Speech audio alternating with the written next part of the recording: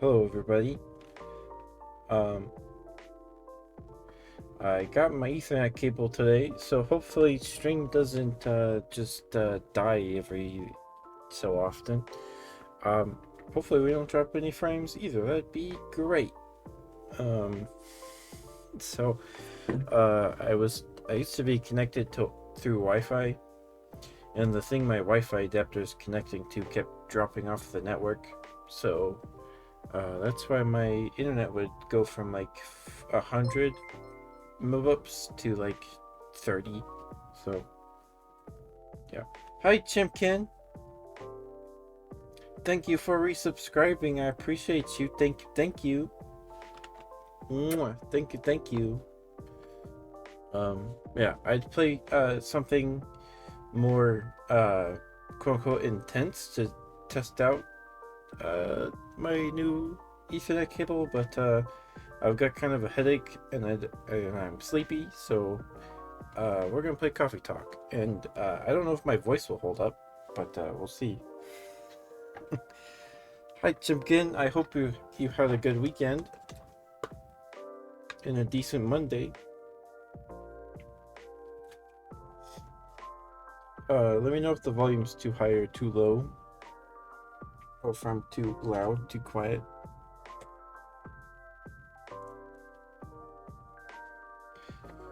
I don't know if we'll finish the game today. I don't think we will, but we'll see. We'll see. No work today, so that's good. That's great. You had like a long day yesterday. I'm glad to hear it. Oh, and don't forget to get first, because you're here first. Don't forget to redeem it.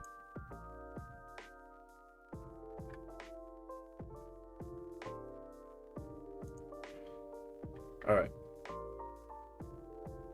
There you go. Floating didn't get it today. You broke floating streak.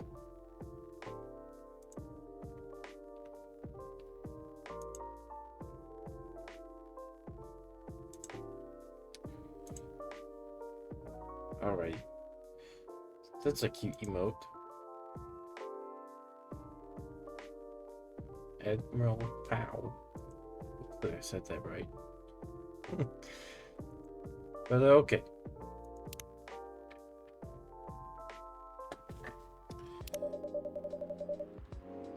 Alright. We're in the middle of a day. I forgot. Let's see.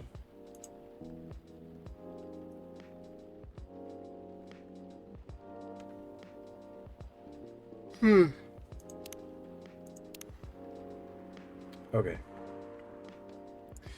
We'll let you know as soon as it's working again. Curious that Earth drink making skills are so refined, yet so unreliable. This is a land of contradictions. It sure is. But do carry on, sibling. Right, so I've been relying on Amanda to help me with the online part of online dating. And it's been working really well. On average. There have also been some small issues. Things are strange. Online dating has a reputation for emphasizing that, yes. Some Earthlings express their interest, but when you say hello, they never answer back. Well, in real life, saying hello is a starter for 99.845% of conversations. It seems that online, more humorous or breeding-oriented openers are favored. However, if an opener is entirely horned, it is considered out of bounds and angrily dismissed. Horned? Yes. That is when prospective partners send you close-up pictures of their horns. Oh. People do that? Oh yes. I think it would be fine after a bit of conversation. If I get in the mood and they ask me first, I'd probably say yes. Horns can be really pretty, you know? But it feels very strange when that's the first thing they do. before they even write a single word. I can imagine.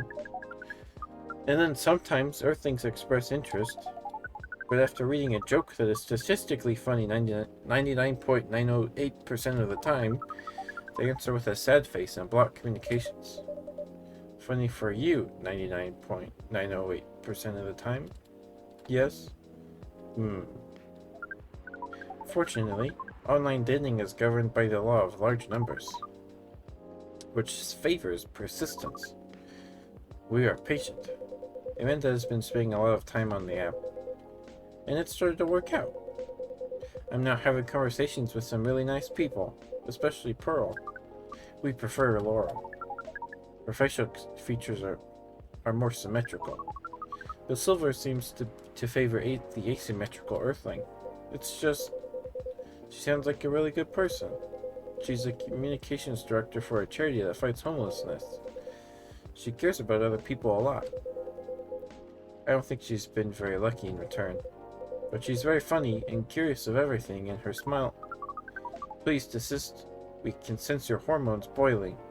And she's the person you might be getting a date with? I really hope so. I like Amanda with her finger guns. Do you have a day and time for your date? No. This is on a different topic. Please excuse me. Uh-oh.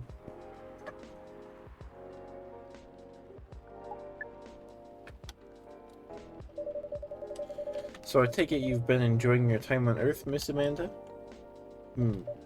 Or not? No, we have been enjoying it. We also see the limits of it. How do you mean? We are a hive mind. A hive mind knows no boundaries or limitations. We share all our thoughts and desires. It is not difficult for us to connect. We are born connected. Earthlings are guarded. They have complex emotions, and they have no means of truly knowing what anyone else feels. That makes them afraid of judgment and of hurt. It must be very difficult and painful for them to connect deeply. There is so much they must let go of first. We could not live like that. You said that online networks were like a hive. Like a hive, but not a true hive.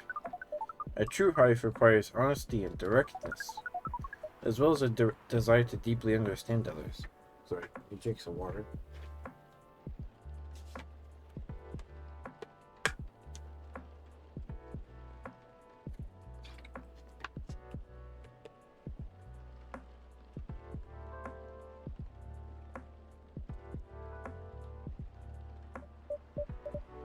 See. You don't think you could ever adapt the way Silver has? Silver is different. Even when he was a part of us, we could sense him looking outwards.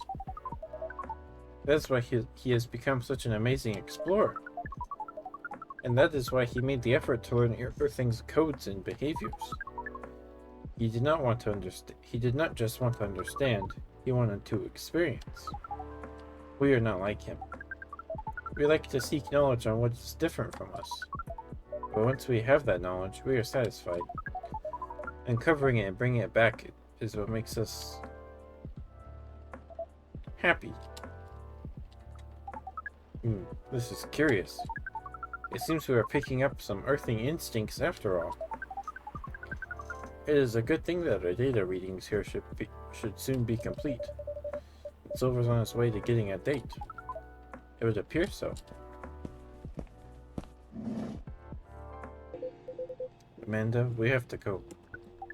What? Again? That call was bad news. The agent. Too late. Just hide behind the counter, quick.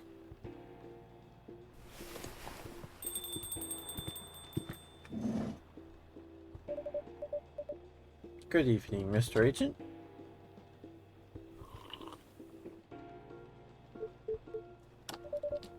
We apologize, but our machine has been having issues. We cannot serve drinks at the moment. You know very well I am not here for drinks. I'd rather not involve any more civilians in this, though. Oh, do you mean me? I'm sorry, but can't whatever this is wait another night? I haven't finished my drink yet, and it looks like rain again outside. Well, here's something that can't wait. For starters, Bressa, did you happen to find an ID card lying around? An ID card? Not that I can recall, no. I certainly hope you're telling the truth. Mr. Agent, you seem to always doubt me. But you've been here several times already. Surely you should see by now that I'm not lying.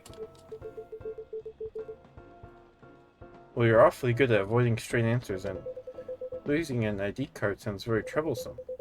Back when I worked at a delivery center, they'd make us pay a lot to replace lost ID cards. Ugh. That's not even the start of it. My job is a lot less forgiving than a delivery center. I'm very sorry to hear that. What's your job exactly? We uncover illegal aliens and extradite them. Which is why I've been coming here in the first place. I keep getting tips that there have been alien sightings around this cafe. Speaking of which, have you noticed anything out of the ordinary, young man? I can't say that I have. I don't come here all that often, but it's always seemed very above board to me. Are you sure the tips aren't a prank? It seems that some young people enjoy those as a pastime. There are very popular videos of them online. That, maybe it is, but I still have to investigate properly. Otherwise my superiors will have my head on a platter. But you can't waste your time on a cold trail either. Surely your superiors will see what you've done your best. I doubt that. They're a bit obsessed with the alien situation. Obsessed? Is it really that big an issue?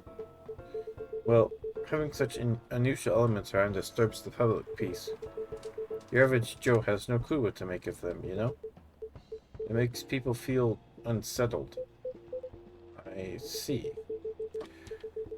Although the visible aliens aren't too bad, from where I'm standing. At least we can identify and extract them. Aliens who try to pass for Earthlings are a bigger problem. Why so? For one, it just muddles things. No matter how much they try to look like Earthlings. They were born aliens, and aliens they will remain. But now they're aliens who don't look like aliens. What does that mean, you know? What does that mean, you know? And where does it stop? What if some Earthlings decided to say they wanted to look like aliens? That would be a huge mess. Would it? Anyway, the top brass insists that we go after them. And in the end, that makes my job a lot harder. All that time spent detecting them. Give me a good spacesuit wearing alien any day, you know? But don't you worry about a thing. We at Fire always find a way to keep the public safe. I see. So how do you go about detecting them exactly? That one's easy. Excuse me. Once I have my suspicions, I check their ID. That makes it all clear, right? Right? I do wonder though, what is it? I'm sorry if I'm being too curious. I have a habit of putting my foot in my mouth. No, you're good. No harm in asking.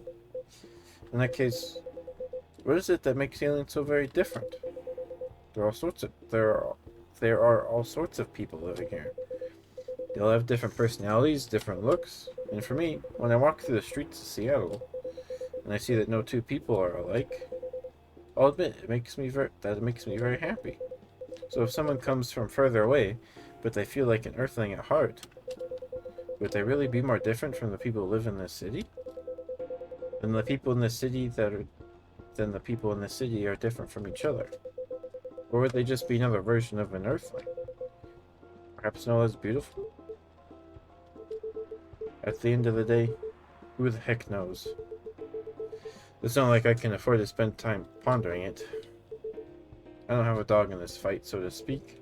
Thing is, the law is the law, and doing my job is to uphold it. Right, but despite everything you said, it's still unclear to me why the law is so stringent against aliens. I said that word wrong. Well, it's not so much that the law is stringent against them. It's more that there's no law for them. How do you mean?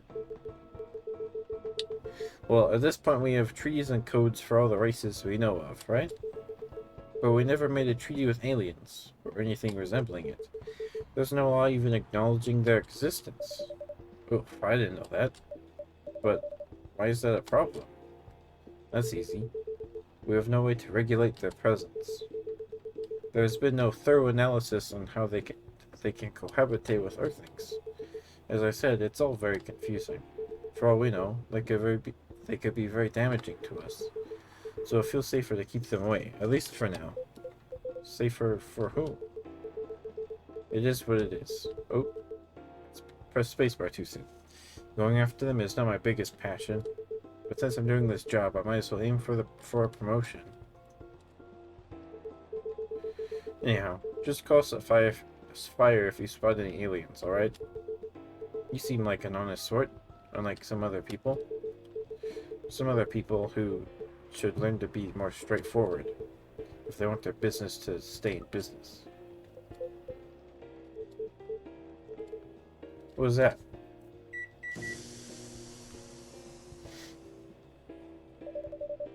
Just the coffee machine? It seems to have restarted now. That's a relief.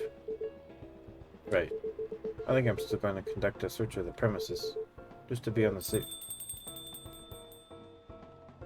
Meow?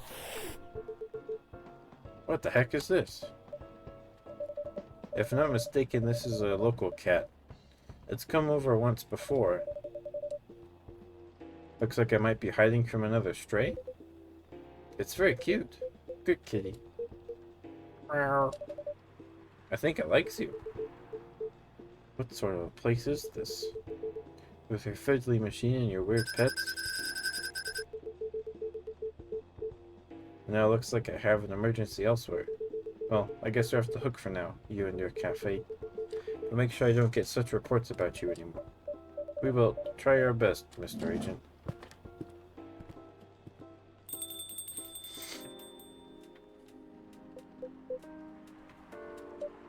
Silver, you're trembling. That's alright. You can come out now, I think, Amanda.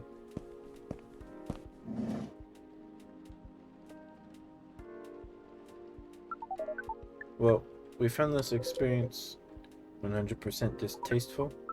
Actually, it was a 40.235% distasteful, and 20.834% scary, and 38.931% exciting. Ha!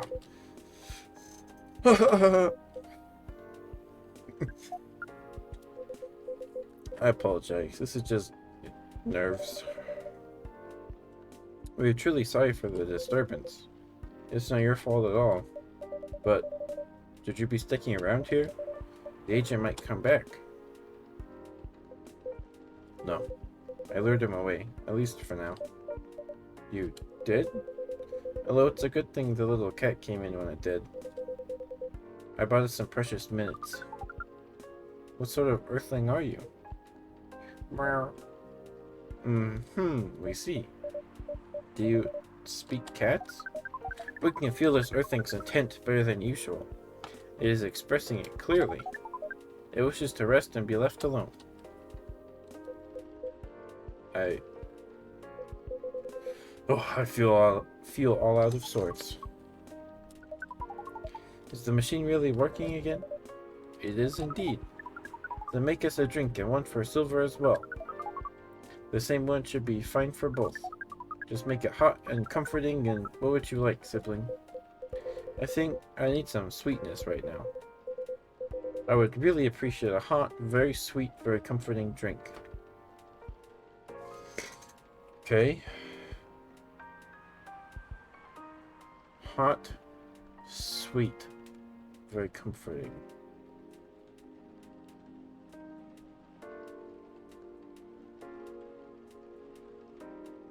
Well, the tea is very warm.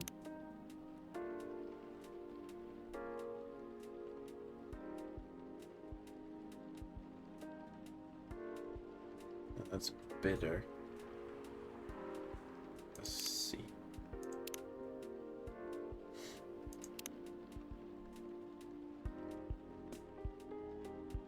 Tea. Ginger. That's not sweet at all. Tea. Milk. Cinnamon. Let's see. We want sweet.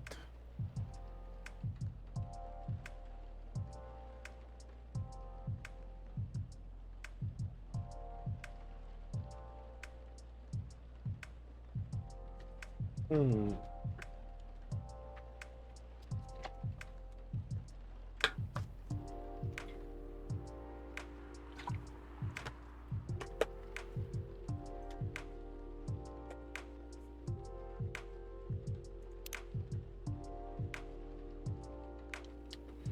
Chocobee. Dreamin' Blue. Loopy Milk Honey. Oh, that's more cool than warm. Honey mint.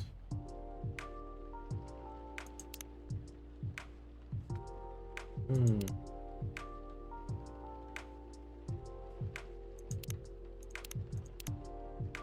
It's cool and sweet. I want warm though.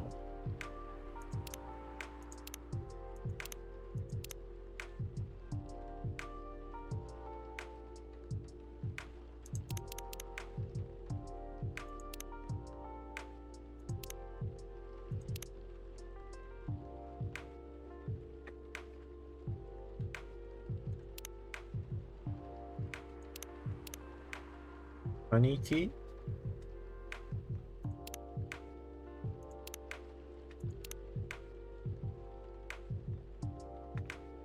Oh, maybe cinnamon?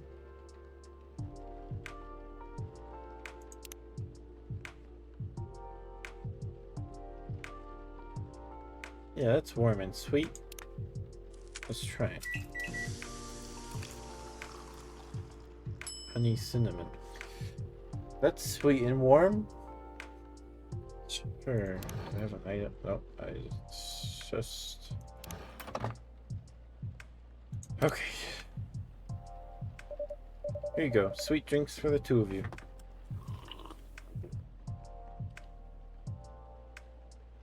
No?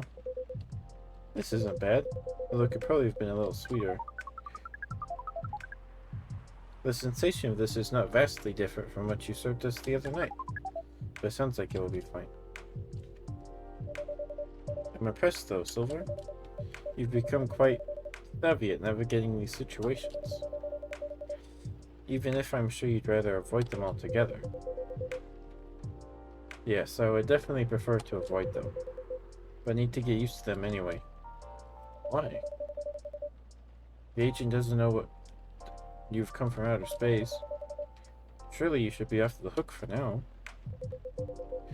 It's more complicated than that. Ketchup, you know the cafe I said I'm opening? Yes? Well, it's not exactly like this cafe. In fact, it's not exactly a cafe at all. For the past few months, it's been the basis of operations for SAVE. SAVE? SAVE, Society for Aliens and Various Extraterrestrials. Wow. I know, that sounds very reckless. No, it sounds rather admirable. I think I underestimated you. I don't know. But you see why I've had to become savvy, as you said. I have a lot of people depending on me now. Those who are just arriving to Earth and are confused and scared. Those who have adopted Earthling appearances and are trying to blend in. Those who are learning how to understand life here. How to understand themselves. For all of them, it's an existential matter. Not everyone is meant to be a hive mind. I know I wasn't. No offense, Amanda. We're not offended. We've always known you were different from us. It's all the same to us. You are a sibling, whether you live as the Hive or as an Earthling. Amanda, I really do love you. What is love? What is... That is not a conversation I think I can have right now. I'll explain it to you tomorrow, okay? After we both have a rest. We will remind you of it. I know you will. I think I'm getting a little tired now. Me too. Is it alright if we go back? Absolutely. Our energy is 98.429% depleted. Silver, is there anything we can do to help? No, I don't think so. Thank you for offering, really. But you have a different part to play in all this. And you've been playing it very well. You're very kind. Well, in that case, have a good night, the two of you. And please come again soon. You'll always be welcome here. Us and many others. We know, and we're grateful. Good night, Ketchup. I'd say good night to the cat, but I don't think it needs my wishes. Zzz. Good night, Ketchup. See, now we can use good night. And we find it rather odd that maybe we should continue this chat while we walk? Alright. Amanda's adorable. I like Amanda. What a night. This has been a great deal more animated than we bargained for. And I suppose we have a new four-legged friend now. I wonder what you're doing here, little one. Don't you have a home? Oh, sorry, I didn't mean to wake you up. Meow. Meow. Oh well, I guess it's time for you to let me close shop. But Silver, it's an honor to be related to someone like you. Related? What? Galahad, a ginger chai latte. Good to calm you and warm your nerves. Meow.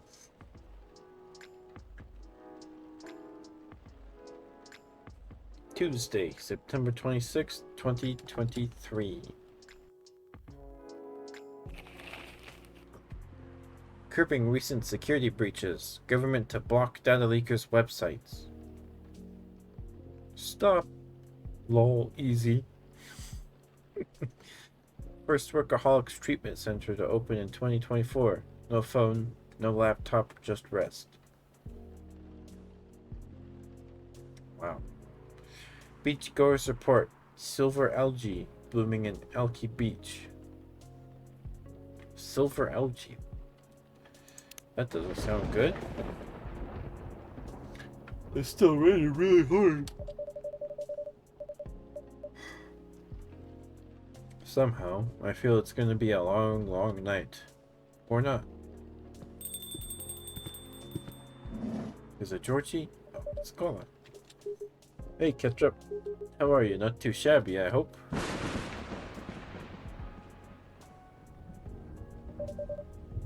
Everything is just fine. You sure? Positive. How about you, sir? How's work? My shift is over, so I'm free now. Nice. That reminds me, Mr. Hyde was here just the other day. Ah, that's right. Thank you for giving him the keycard, by the way. Good call. You saved me $100. Wait, what? A replacement key would have cost me at least that much. With the fines and everything. Oh. Glad Mr. Hyde was around to help then.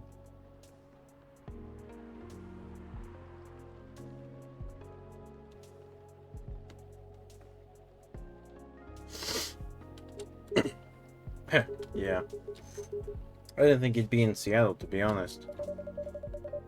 Oh? But didn't you call him for a spare key? I did. So... let's just say I had a hunch. There's a pattern to his visits, even if he isn't aware of it.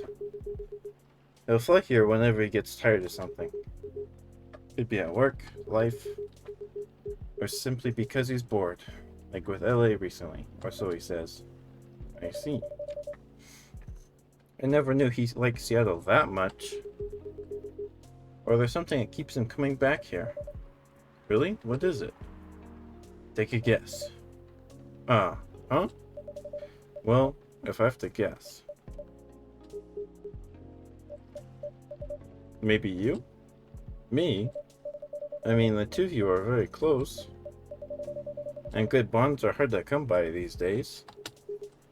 Heh, I see. Well, he's not someone who's big on attachments. Or so he claims. Is that right? Huh. Who knows? Maybe that's changing. Because the answer is more or less your coffee shop here. Really? There aren't a lot of places with a good crowd and warm atmosphere. With an excellent host to boot. And you just said good bonds are hard to come by. What's not to like? It would truly be an honor if he felt that way. Did he tell you the reason for his visit? Yeah, he's moving back here, right?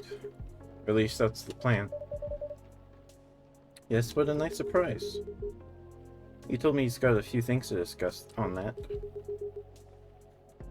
Well, that's part of why I'm here tonight. Aside from getting myself a hot drink, that is. On that note, I'm so ready to take your order. Much obliged. So Henry told me about this Indonesian ginger drink. It has milk, honey, and a couple other stuff in it. I think it's called STMJ. I'll have a cup of that. STMJ.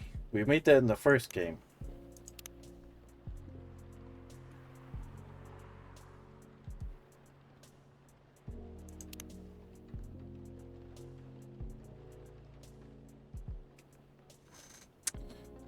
Let me Google that real quick.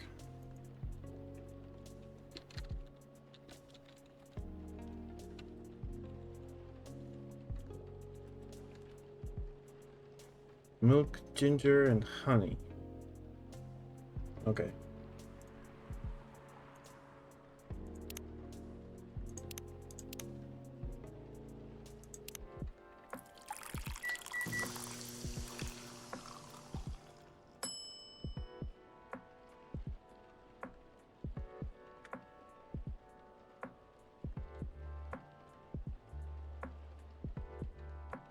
Alright.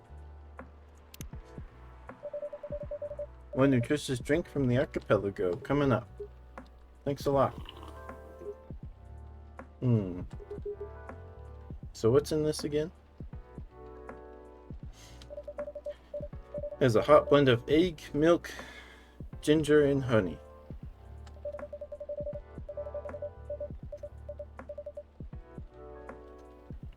The drink's name itself is the ingredients. Sesu, tiller, madu, jahe, milk, egg, honey, and ginger. No wonder it somewhat reminds me of eggnog, albeit spicier and not as rich.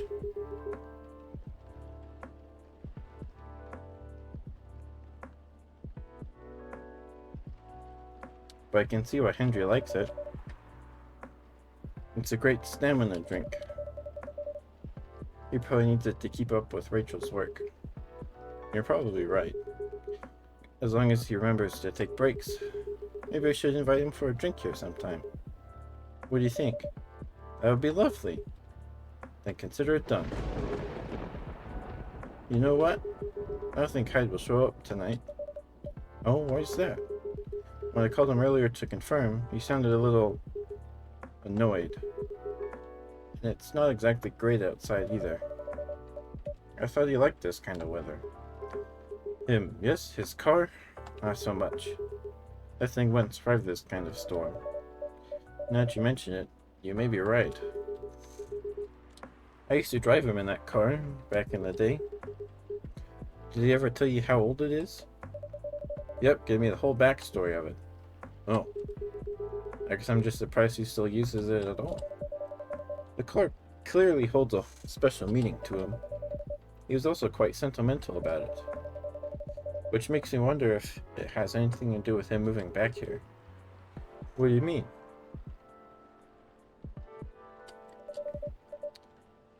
You lived here before, right? Yeah? And he kept bringing up the past, too.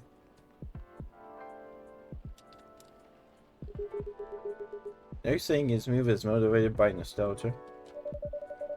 I was gonna say homesickness, but I realize that makes no sense.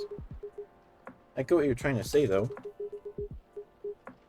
It's a strange longing for times gone by, considering how fast things are changing these days. Maybe even too fast, which is ironic, really. What is? Live long enough, you'll realize the only constant in life is change itself. Things like shifting necessities, curveballs the world throws at you, decay, just stuff we have to deal with, indefinitely. Considering our lifespans, you'd think we'd get used to it at some point, but we never do. Never completely, anyway. Oh, I'm really cold. Give me a second, I'm gonna grab a jacket.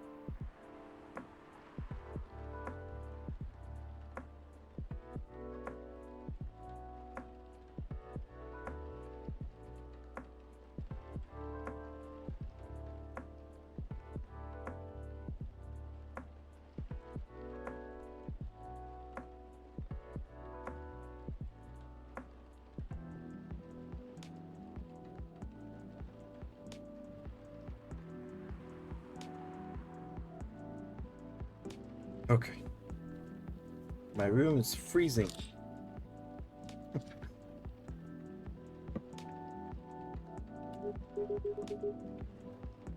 Yeah, that sounds about right. Perhaps nostalgia is like an anchor for dinosaurs like us. Keeps us from losing ourselves to the world's relentless speed.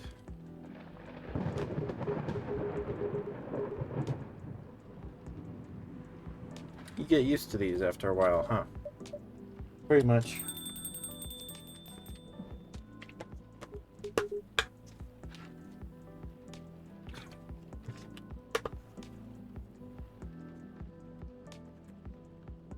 Oh, hey there.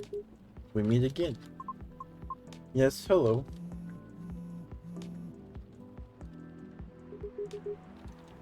Excuse me for a moment. Got it. Welcome, Miss Riona. Good evening. I'm meeting up with someone. Oh, okay then. How's your car, by the way? My car? Oh, you mean the tire? There's really no need for concern, as it was an easy fix. But thank you for asking. My pleasure. May I order a cup of Russian tea? Oh, I haven't made that yet. Excuse me, I haven't.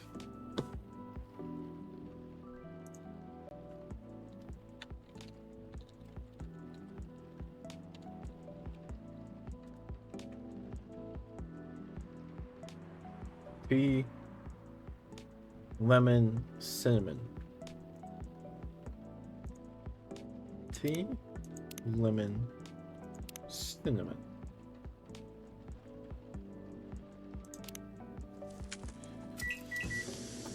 Hopefully this is right. That's what Google told me. Alright.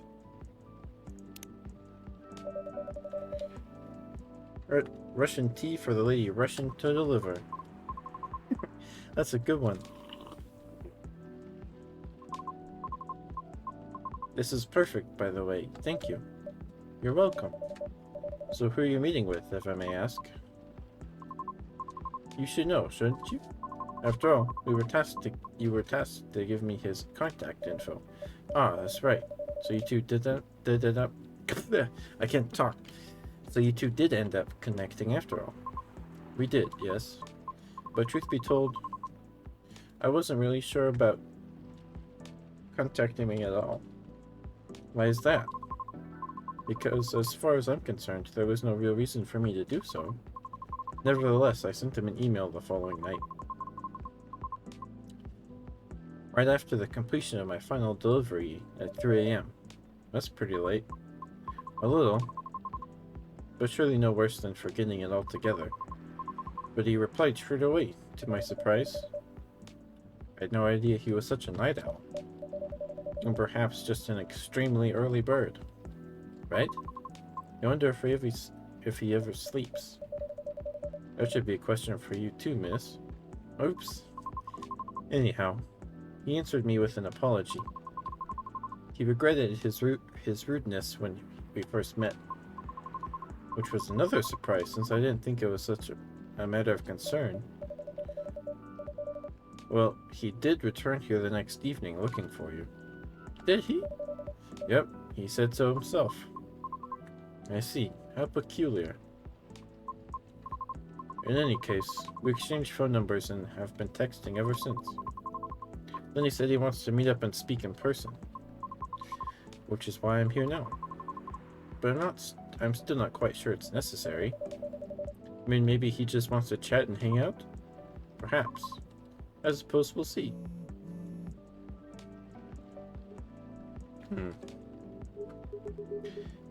Yeah, so Hyde's not coming tonight. Probably for the best, given the circumstances. Is he okay? Yeah, he just wants to take it easy tonight. Understandable.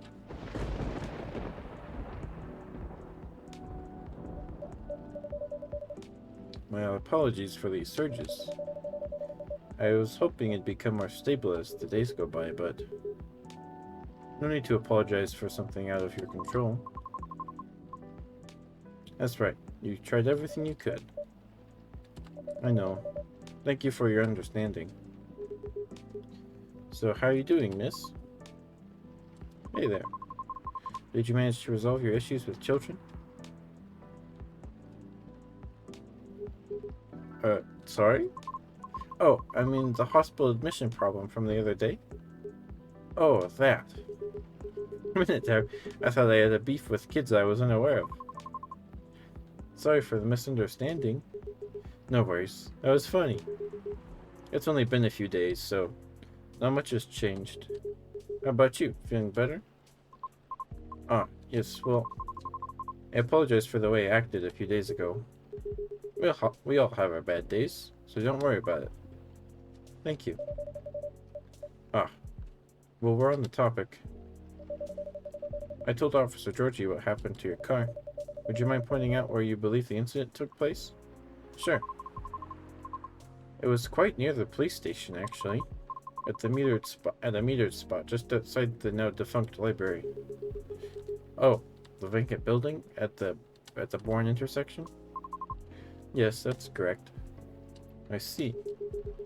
So it was originally a library. You know the area? I know of the property, yeah. It's been abandoned for a long time now. But it's a heritage building, so I often wonder why nothing's been done with it. Since it's located in a very populated, culture-centric neighborhood. That's true. There's even an art college nearby. Right? Then again, I've always found the street a bit odd. Odd how? It's just barren. Especially if you consider the area. Alright, 1 second.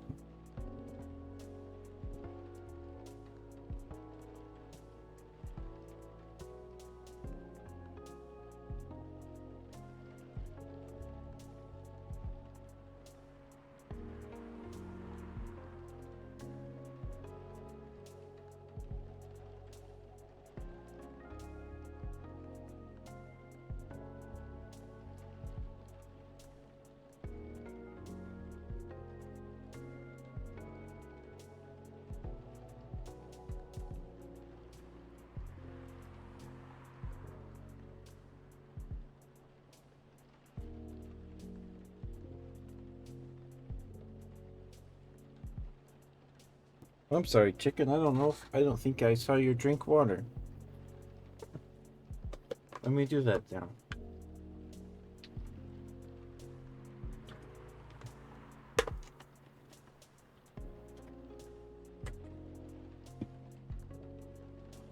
Especially if you consider the area. And the weird thing is, I feel like it wasn't always that way. Feel? What you mean, remember? Nope, exactly what I said. It's a feeling, not a clear memory. Strange, isn't it? That is odd. Well, There used to be a flea market there a long, long time ago. Perhaps that is what you were recalling? A flea market, huh? Hmm. Last time I drove there, I remember seeing nothing but concrete. Oh, wait. There was a single dead tree surrounded by strange trinkets. A dead tree, huh? No idea why I almost forgot about it. It stuck out like a sore thumb. About 8 feet tall, no leaves. It's been there forever, too, as far as I know. That hawthorn tree was something of a landmark for us drivers. And the trinkets you spoke of were actually remembrances of sorts. Remembrances? Hold on. I'm just gonna recap a bit here, okay? Sure.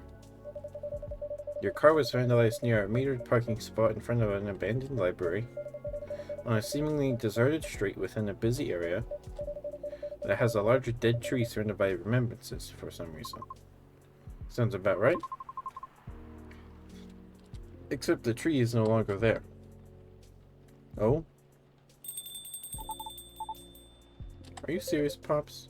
Why wouldn't I be? That is crazy.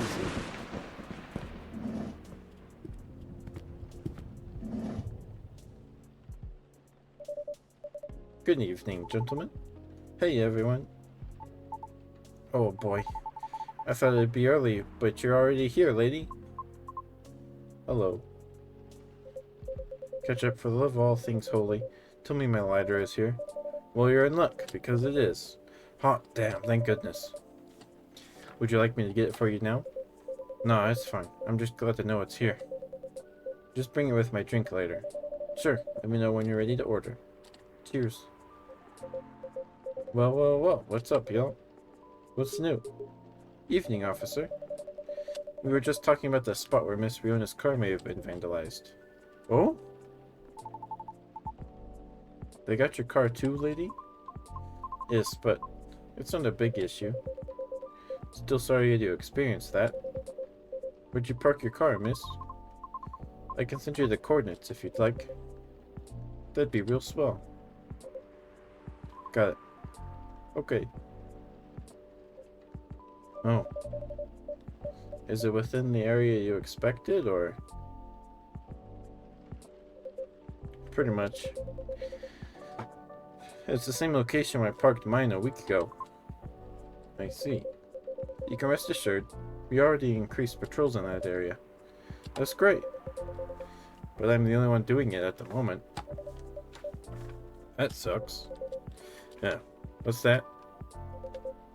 Am I hearing you? Out of all people, doubting my skill, Ketchup? No, of course not. I just thought it means an unfortunate increase to your workload. Ah, well, them's the breaks, I suppose. Anyway, give me your strongest espresso, Ketchup. And don't forget my lighter. Let's see. Coffee.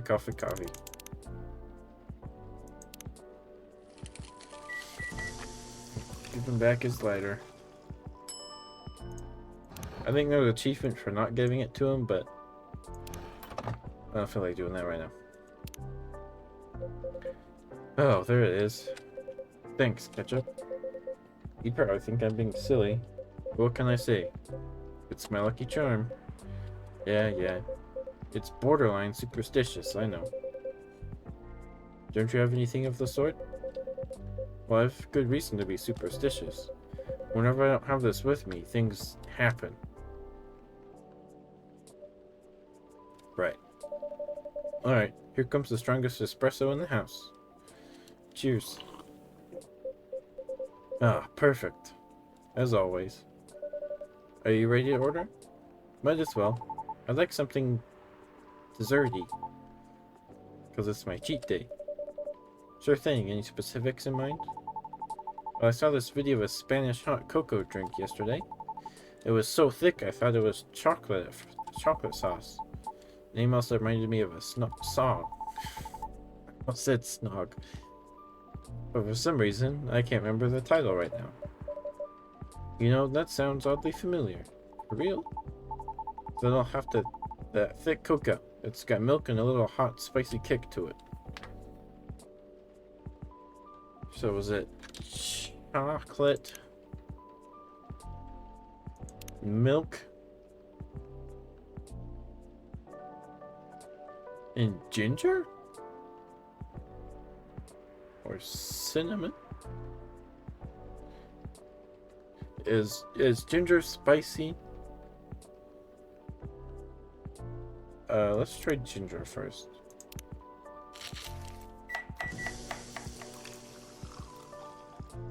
Oh, Spanish Sahara. I think that's what he wants.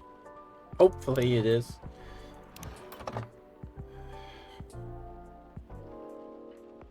He said Spanish. Sure. Here we go. Here comes a cup of Spanish Sahara for you. So that's what it's called. That's what we call it here, at least. Very cool. Then bon appetit.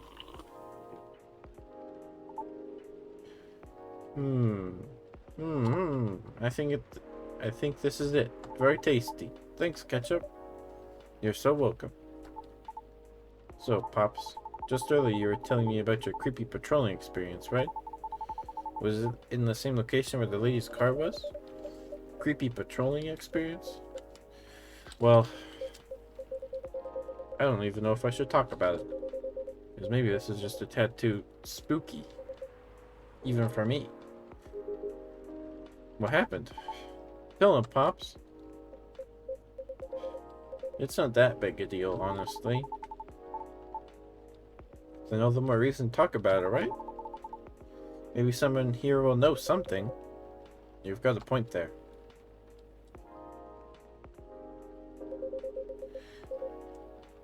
Oh, we're talking about the area anyway, right? Yep. Well, I've been patrolling there the past few nights. The street itself is fairly straightforward. It's about half a mile round trip from the intersection and back. There's nothing much there either. A concrete sidewalk with metered parking spots, a fence here and there, and an unfinished construction site with a couple of CCTVs dotted about. No tree? What tree? There used to be a dead tree in front of the old library. Huh.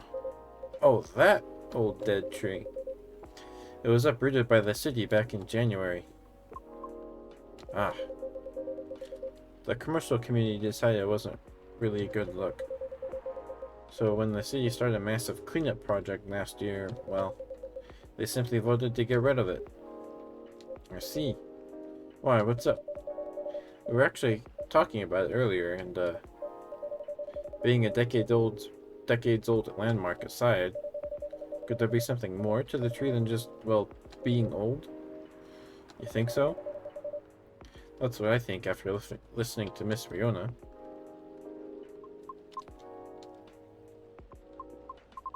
Are you expecting something from me, Ketchup? Huh? Oh, no. I'm sorry if I crossed the line. You just need to know a lot about it, and I don't want to mix up the facts. I understand. But I would like to hear the officer's spooky tale first, if you don't mind. Gladly, miss. Almost forgot about me there, huh? So, anyway, patrolling down that street is an easy task. Only 4 to 5 cars would park there overnight at most. Which makes keeping track a breeze. Sounds ideal enough. As expected, though, nothing happened the first 2 nights. But yesterday was a different story. Whoa, hold on.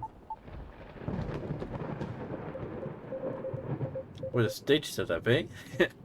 Yeah. Oh, phew. There you go. Thank goodness. Sorry about that. Please continue. Alrighty.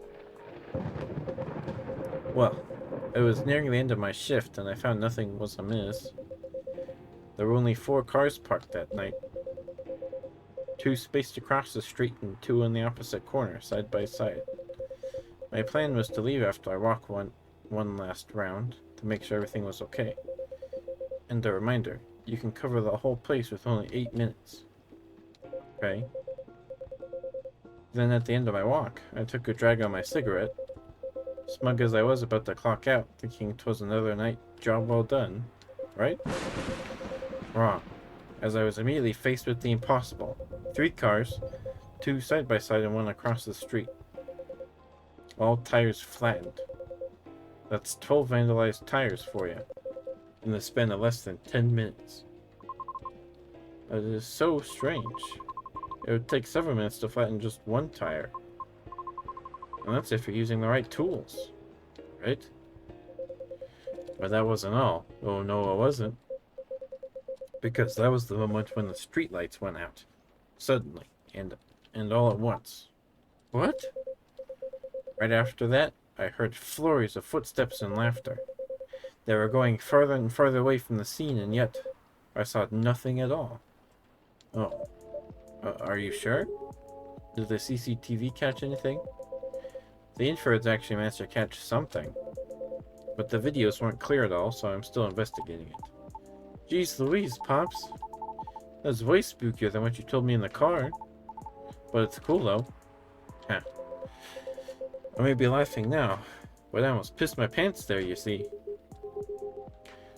Well, whoever they were, they sure worked fast. Right? Anyway, catch up, I think I want another drink. All that talking is my throat dry, and coffee just ain't cutting it. I forgot, I need to look at my, was there a new story?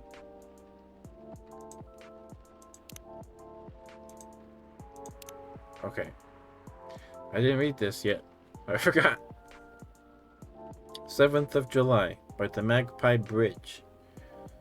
By Ralia Amat. September 26th, 2023.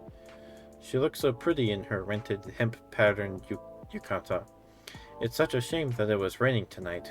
I wondered if the renting place would charge more if we were to return the clothing somewhat damp. I feel bad for insisting we dress the traditional way for the Tenabata festival. That mundane thought immediately went away when I saw her, looking as if she came straight out of Makoto Shinkai movies. It was all worth it. If they charged extra, I'd shove my life savings at the lady who owned the renting place. She looked like dreams, and it was worth it. Her with a yukata and umbrella, and my heart and all. Too bad that our tail and Vega couldn't meet tonight with all the rain, huh? Ah, you remember the story. Good. Minnie, I do listen to your astrology stories, you know. Astronomy. But thank you for being there for my stories, milady. Under our transparent convenience store... Ayo, milady! Under our transparent convenience store umbrella, we shared whatever lovers share under the rain in their own world. The shrine we went to was unexpectedly full, despite being a bit tainted by the rain and the puddles it creates. We had to line up in a small queue for our wishes, but that stretch of time was easily filled with small talk, as lovers like to have. She hid her paper when I tried to peek at her wishes. Cute. As if she wasn't not going to ask me to hang it on the highest spot in the bamboo trees. Hey, next year, can we come here again? We were on our walk back to our hotel when she began. Her voice was a bit too soft, sunk under the nose the rain made. I'd be thrilled, but don't you want to use your long vacations to go somewhere else you haven't been? No, I like it here. Here, the moon looks so pretty. Really? It's raining, though. I can't see the moon. I can't even see the moon. Silly boy. Her grin, prettier than the full moons I've ever seen in my life. We took our time to walk home slowly, through the night street, just the two of us. But you know, I'm happy that you think we can still travel the world, that we're still us. I knew I shouldn't say something like that, but it felt like my insecurities got the better of me. Aw, pretty boy, talking about rain on the parade, huh? Sorry, couldn't help it. What if it rains again next year? What if we're not all sunshine and rainbows like we used to be? Well, you know how in your Tanabata story, if it's raining, Altair and Vega can't meet each other on the Magpie Bridge? Then the bridge would be like empty, right? She stepped in front of me, still so close under the umbrella. Then whatever happens, if it rains next year, the 7th of July, I'll be waiting for you on the Magpie Bridge with this umbrella, silly. That was cute. There's stories. Today's delivery cutoff time 1500, no night shift. It's coming together. I can't believe it. It's gonna be so good. Busy all day today. Don't forget to drink water.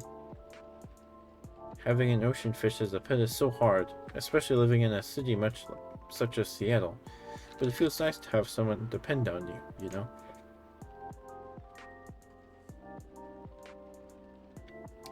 You think VR would really take off in the future? I personally can't use it for very long, but maybe that's just me. She's a 100, winky face. She's a 10, but about to marry a freelancing elf. So she's 100. Okay. Got it. That's cute. What'd you like? What do you suggest? How about some tea with ginger and honey? Sounds good. Can you use the red flower stuff you have as a base? You mean hibiscus? Definitely. Okay then, I'd like red flower tea with ginger and a touch of honey. Ginger and a touch of honey.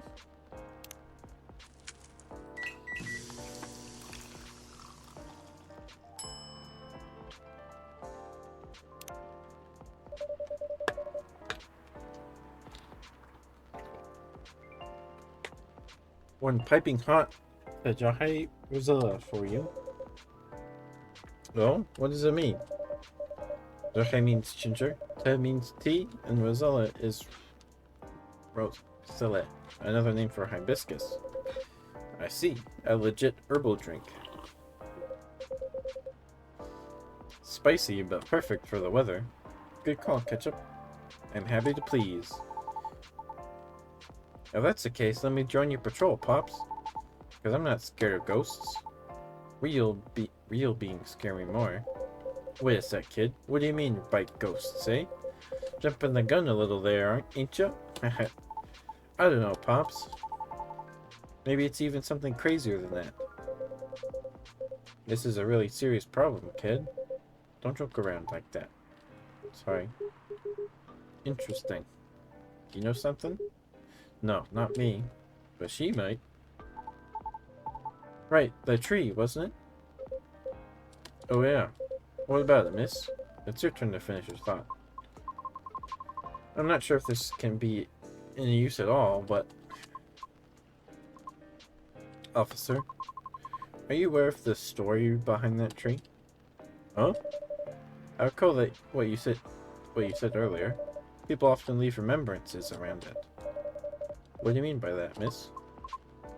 Well, it's because someone passed away there. What? Allow me to explain. I mentioned there was once a flea market on that street, correct? Right? They called it the Fairy Market. It was unofficially set up by the transients of the community. Transients being the government's term for unregistered citizens, including all the other uncategorizable beings at the time. Fairies were part of that. Huh. I remember learning about it. After the war, the government made its first official attempt to sort things out. Organizing equitable classifications was thought as one of the first steps towards civil peace. But it was oversimplified, inefficient, and not speedy enough. Was all that before the Vindication Act? Way before that. Many who couldn't register were basically in administrative limbo. What? That's as good as, like, not existing at all. Really, that's horrible. It was the main reason why the fairy market was created in the first place, to ensure transients' survival throughout the changing times, in more ways than one. The market had no real schedule, therefore, the start of Fairy Week would be marked by flowers strewn along the intersection, just so people would notice and come take a look. Sounds kinda too low-key, no? Because it was illegal, silly. Oh. And that was exactly the problem. The market ran day and night, its format unchanging. At the same time, the economy was slowly reshaping the landscape. People started to spend more, becoming reckless. Well, the laws were still shaky at best. Then a tragic incident occurred one night.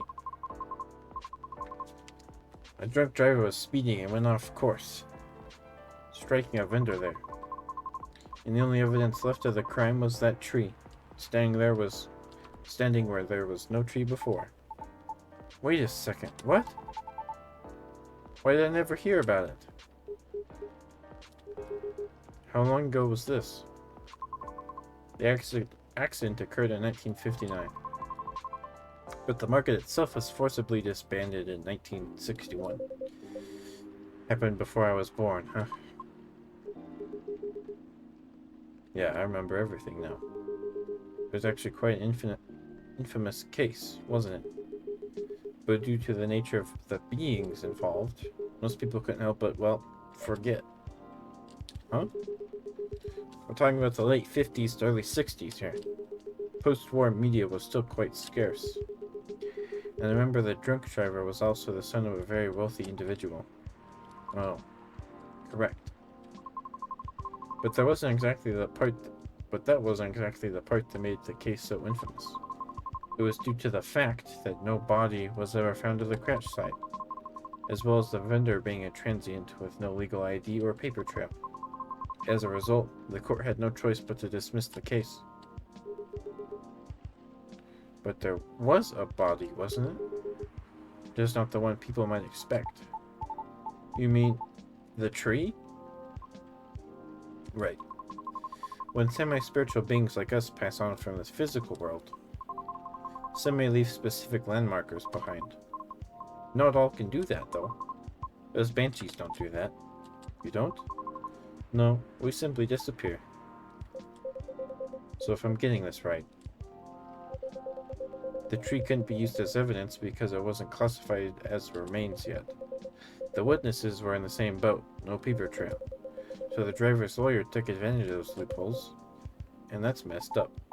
Beyond messed up. Pops? Whoa. And I'm boiling. I'll take a further look into this more, miss. But I have a question for you. Yes? You think the vandalism has anything to do with the tree removal? I don't know. I suppose it might depend on when the acts of vandalism began. Yeah, that makes sense. Well, I better get going then. It's almost time for my shift. Okay, officer. Break a leg, Pops. I'd rather not. Stay safe. Will do. I'll keep you all posted. He forgot his lighter again, didn't he? I better go as well. Got an early shift tomorrow. There's one thing I want to confirm, though, if you don't mind, miss. Yes? It's about the fairies passing and how everyone ends up forgetting about them afterwards. I really thought that was just a myth. I guess not. Unfortunately. That is why there used to be memorabilia around the tree. There were efforts by those who remembered to preserve the memory. But it wasn't enough, was it? Else we still have the tree. It really makes me question my memory. Are there any people I might have forgotten? Were there events I missed? It's quite scary to think about. For beings like us, being forgotten is inevitable, so no need to feel bad about it. Is that so? Oh, I didn't catch your name, by the way. I'm Gala. Oh, I'm Lucas. Nice to meet you, sir. Well then, nice meeting you. Good luck with your future auditions, Miss Fiona. Thank you. See you around. Bye, catch up. Take care. I like Gala. Gala's one of my favorites. You okay? It's getting real late. I still want to talk, but if you're tired, let me know. Have you eaten? Do you want something to eat? We don't sell food here. You don't? No wonder your place is always empty. Well, just kidding, ketchup. Don't hate me, please. Well, do you want another drink, maybe? I wouldn't mind one. Nice. What do you feel like having? Something without milk, with a fresh feeling and some brightness to it. I'm also quite partial to the blue pea tea. Uh-oh. Oh. What is... Did he say uh-oh or what? I don't remember. Okay. I'll order something for you. May I? Sure. Ketchup, could you try this mix? I saw this pretty drink in the video and it looked perfect for you, Our Lady. Yep, what is it? A blue pea as a base, a lot of mint, and a splash of lemon. Mint and a splash of lemon. Okay. Yeah. Looks like it. Galaxy mint tea, well.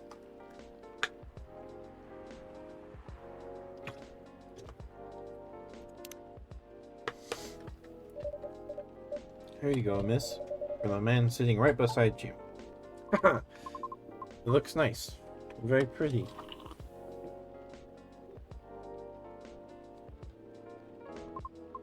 I like it. Thank you. I'm glad you do. And well, Ketchup, it looks exactly what I envisioned. You're a G. I'm happy you both enjoyed it. But man, that whole case earlier, though. It was a lot to take in. Also, about the whole forgetting thing.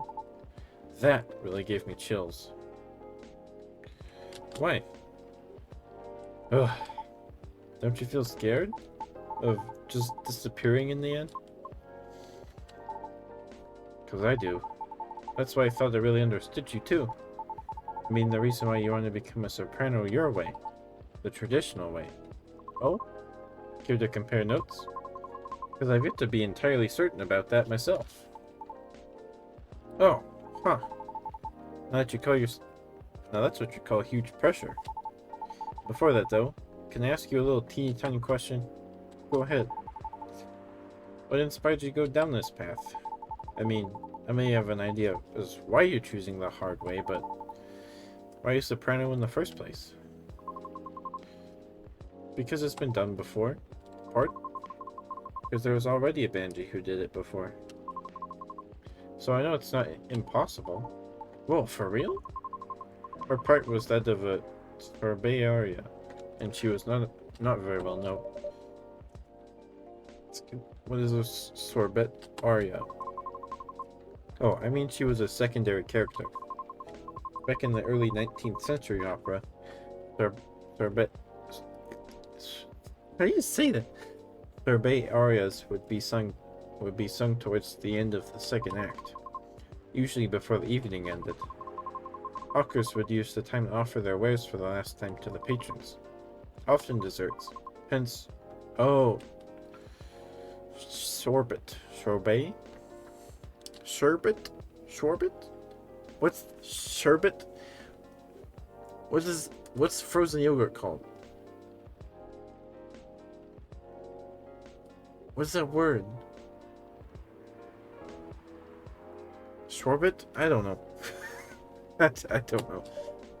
Oh, I see. Like background singing at the end of a show or something? Yes. Things are different nowadays because people are expected to listen to the end. The first time I heard her voice was in an old recording of a comedy opera. I was still very young back then. She was playing a confused maid role at the very end of the opera, wondering why and how people could act so crazy when in love. But despite her confusion, she thought she wasn't so old that she couldn't find out the reason herself. It was a funny epilogue to the opera.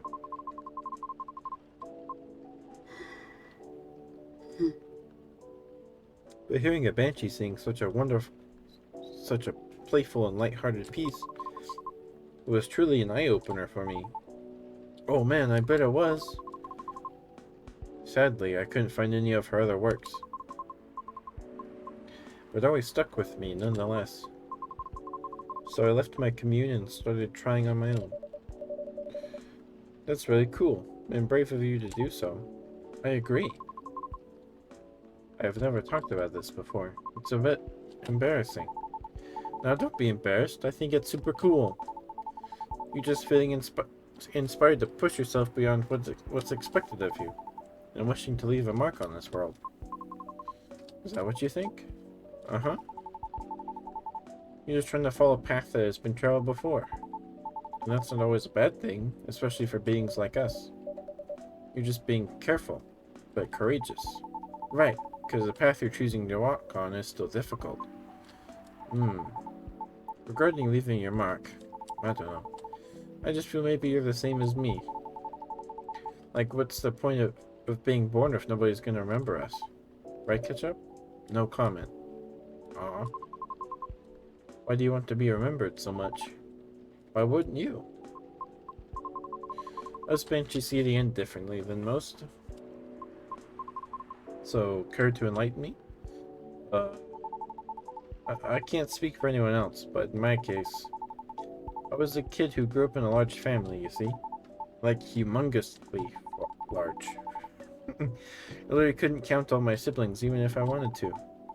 Because they're everywhere, thanks to my dad. Oh. But we weren't wealthy though, not even close. The money situation was always suffocating us, for real. But sometimes Dad would drop by to give us some money. That wasn't even enough to cover utilities for more than a couple months. Then he'd just leave again a couple days later. Are you the eldest? Nope.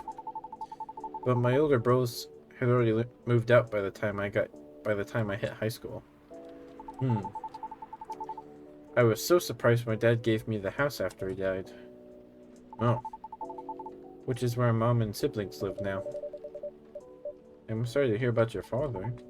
No, it's fine. Anyway, so my older brothers came back, right? They wanted to sell the house and divide the earnings.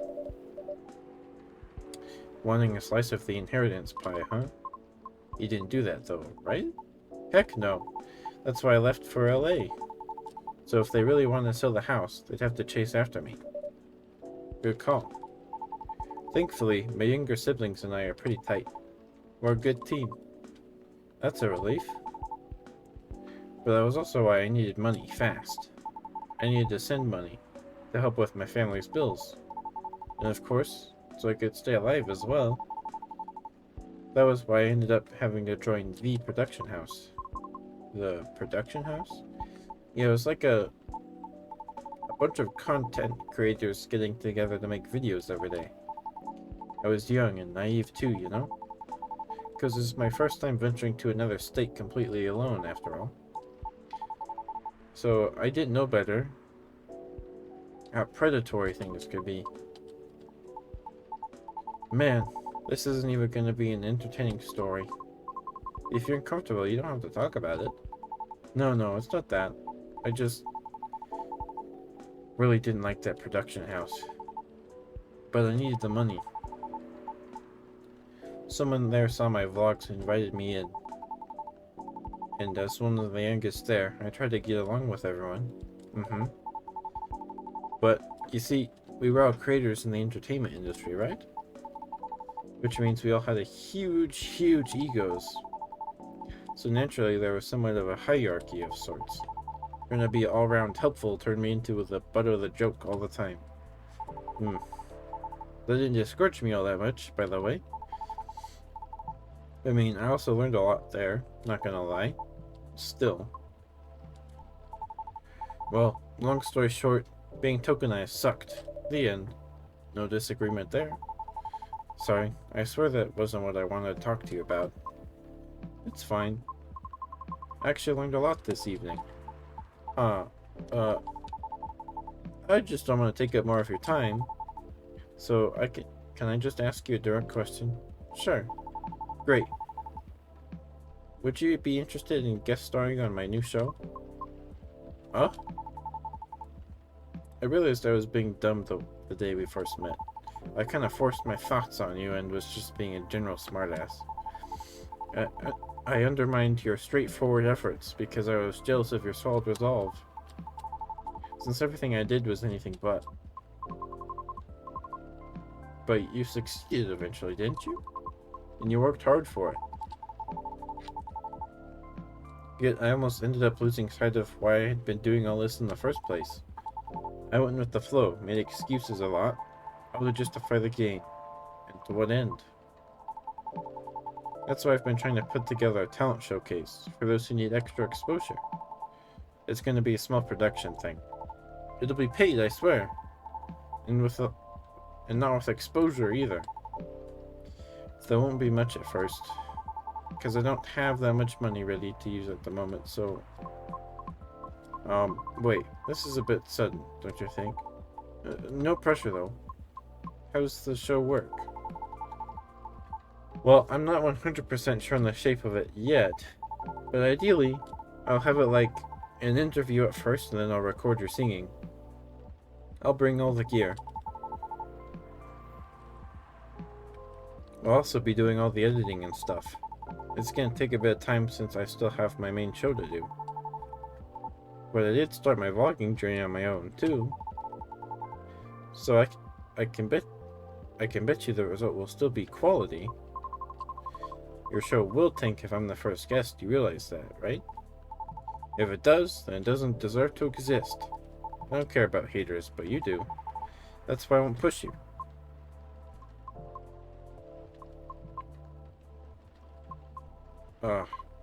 I'm flattered, but no thank you. Okay, thanks for considering me though. Thanks for giving it a thought.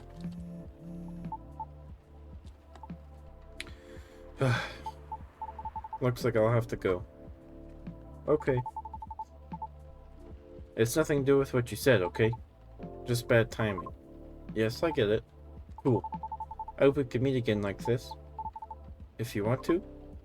Maybe? I'll take it. Thanks for your time too, Ketchup. Sorry if I bored you. No, truly, it was my pleasure. Cool. Okay. I really have to go. See you around. Safe trip. Alrighty. See you, Ketchup. Come again soon.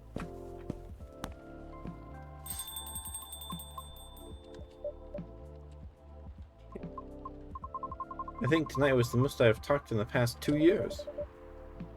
And I'm quite glad to hear that. Thank you, Ketchup. For what? For being such a good host. I know I'm not the easiest being to get along with. It's always a pleasure to have you and everyone around. Then I'll be taking my leave. I feel like I have a lot to do. Rethink. But I'll see you again soon. And we'll be waiting, always. Safe trip, Miss Fiona. And have a good night. It was a long night. Yeah, I think I'm done for the night. I hope everything will work out for everyone. I guess we'll find out. Lemony Snippet. A fortunate tale in a cup.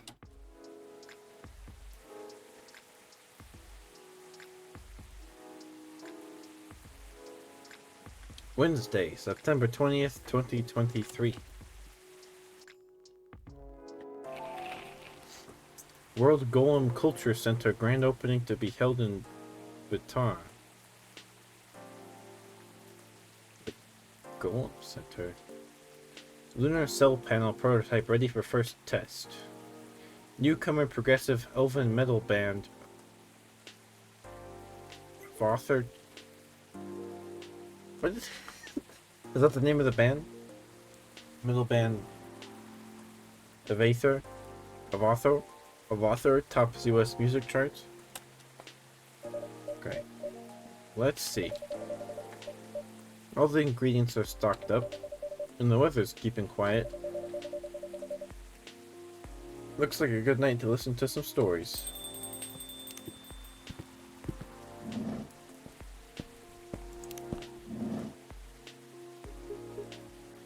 Okay. Let's see. What's left on the bar counter? By Raya Mott. September 27th, 2023. Can I borrow your lighter? Sure, have at it. Cheers, mate. You waiting for someone? Maybe, maybe not. I guess. Who knows now? Jeez, man. I'm sorry to hear that. Tell you what, next round's on me. You sure about that? Well, I'll take it then. No worries. Sorry about your situation, man. This a good bar, so drink on. Leave your sadness at the bar counter. That's what they always say, right? Huh. Amen to that. Yup. Come on. Here's to a good bar and to unexpected company, eh?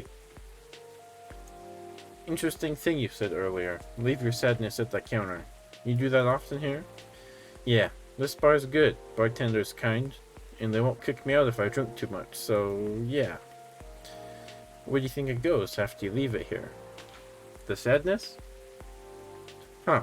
Interesting philosophical question you got there. Man, somewhere far away, hopefully, never to come back. But what if it does?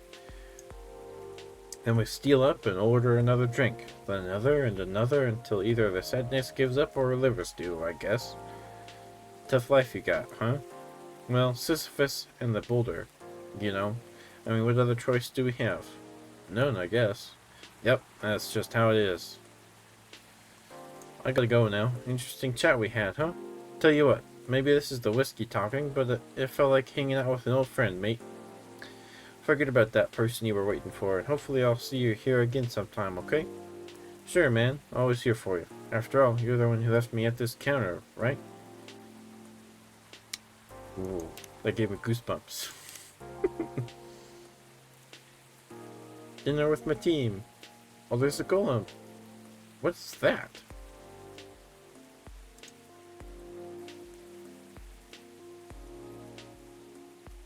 Normal schedule. I'm taking an easy day because self-care is important. Don't forget to take good rest once in a while too, everyone. Last night was wild. Ever had a night like that?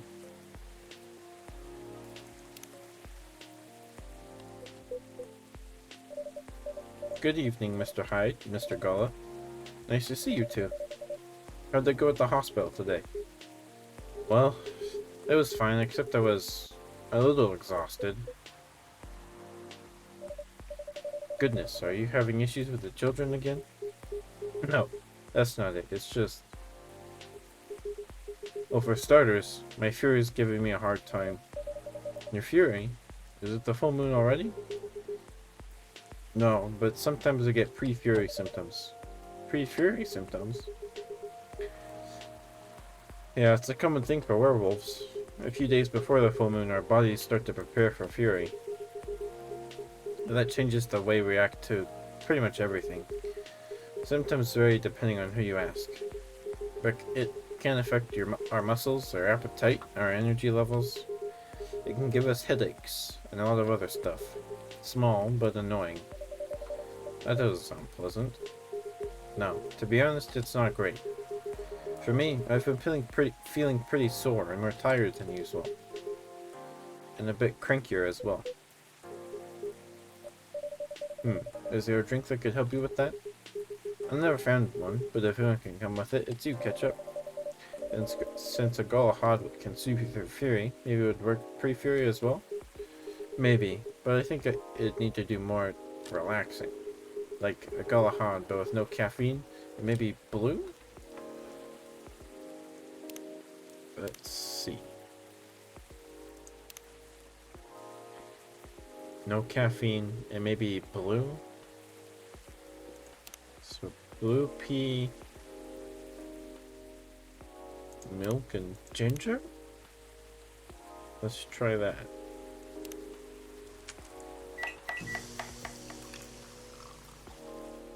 Gala tea. Let's try that. Here you go, a Gala tea for you. You came up with these names on the spot, Ketchup? Ah, no, it takes a bit of soul searching. You tailor it to the situation and so on. That almost makes it sound like you know in advance what we're gonna order. Call it a sixth sense. Right. Let's see how your sixth sense tastes. Wow, this is excellent. Exactly what I needed. Very happy to hear that.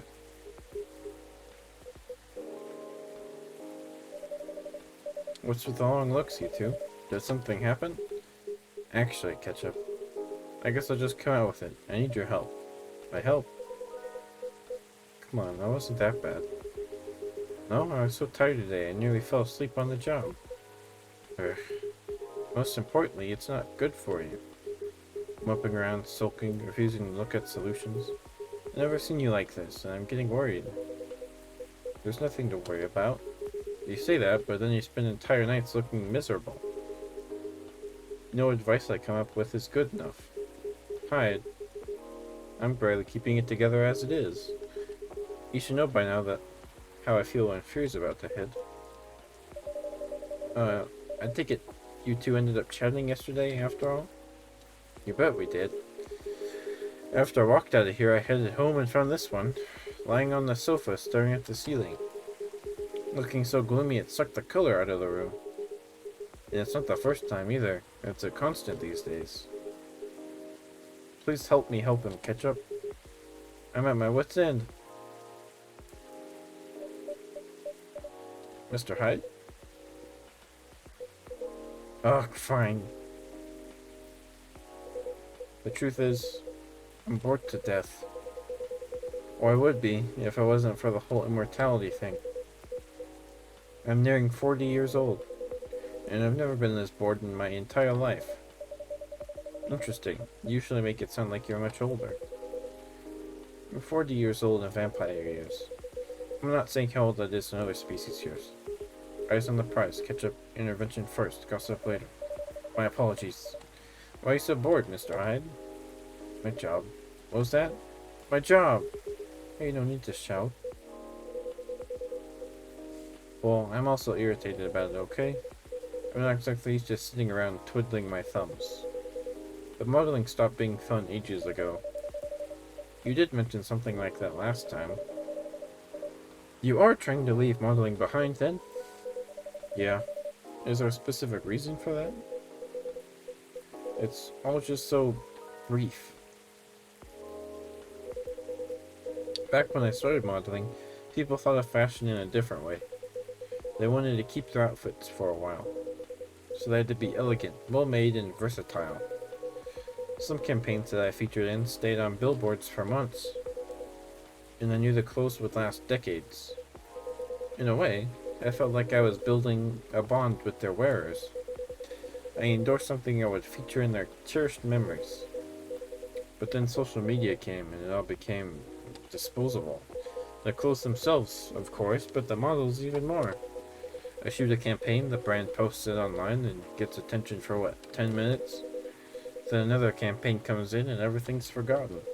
Blink and it's all gone. There's no bond to be built there.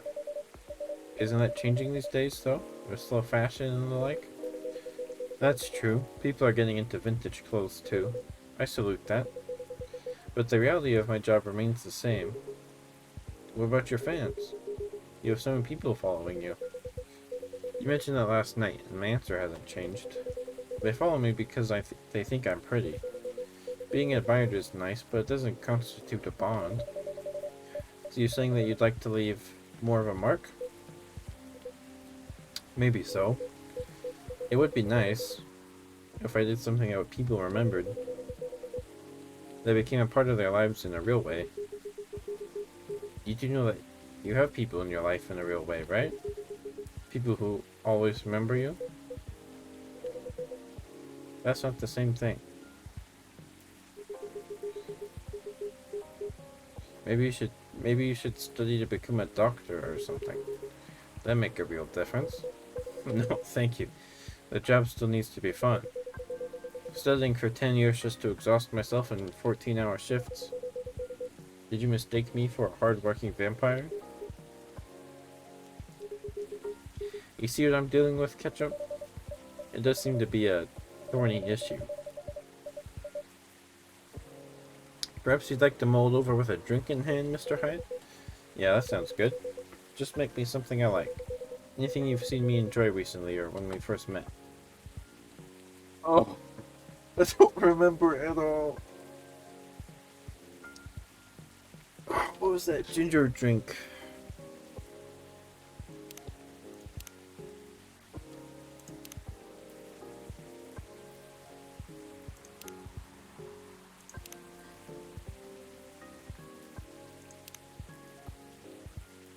had ginger in it, I remember. Was it the Zobo? Yeah, I feel like it was the Zobo.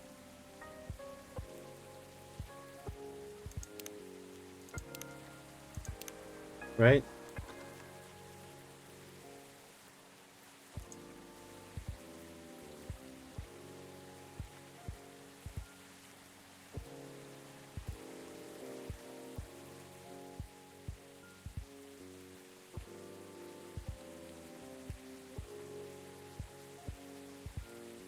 Yeah, okay. I'm gonna make him the Zobo. A traditional Nigerian drink with an invigorating ginger kick supported by cloves and pineapple. Hibiscus, ginger.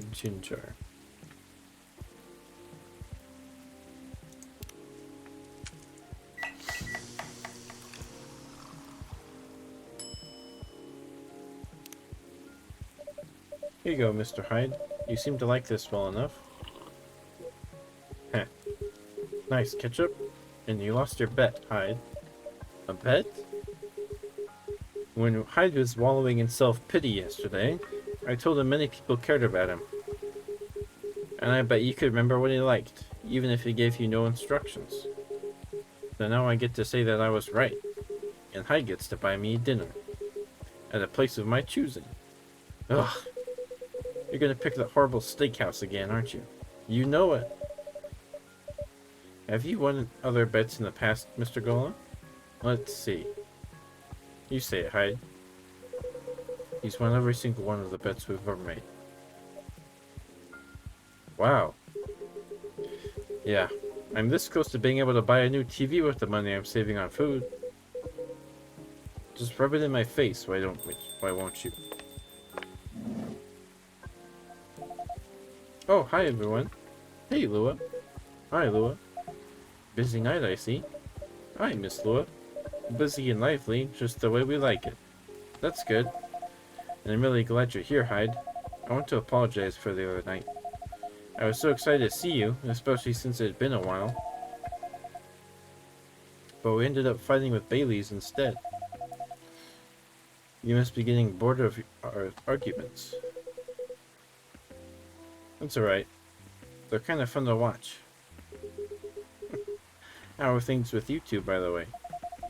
Ah, just let me order before I answer. If that's alright, ketchup? Of course, what would you like? I spent the whole day talking in meetings and presentations, so I have a bit of a sore throat. Is there anything you'd recommend for that? Definitely something with lemon and honey.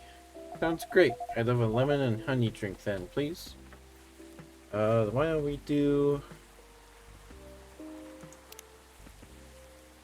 lemon and honey? Or lemon and honey.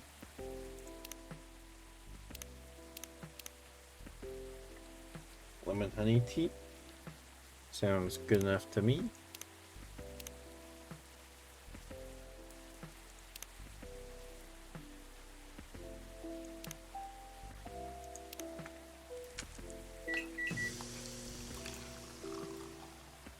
Midsummer Night's Dream. Here you go. Some honey to soothe, some lemon to boost recovery. Thanks, Dr. Ketchup. Oh, this is truly lovely. Just what I needed. That's great to hear. My company is trying to get a big contract, so I've been organizing meetings with everyone, making sure it's all going according to plan. That sounds pretty tough. Yeah, it's a lot of responsibilities and decision making, and part of me likes that, but part of me feels the pressure of it. So it's nice to be able to unwind with a warm cup. Anyhow, to answer your earlier question, Gala, you've probably gathered that Bay and I have been fighting. Yeah, and Hyde told me a little bit about it too. Right, well, we haven't discussed the wedding for the past couple days, and honestly, it's done me a lot of good.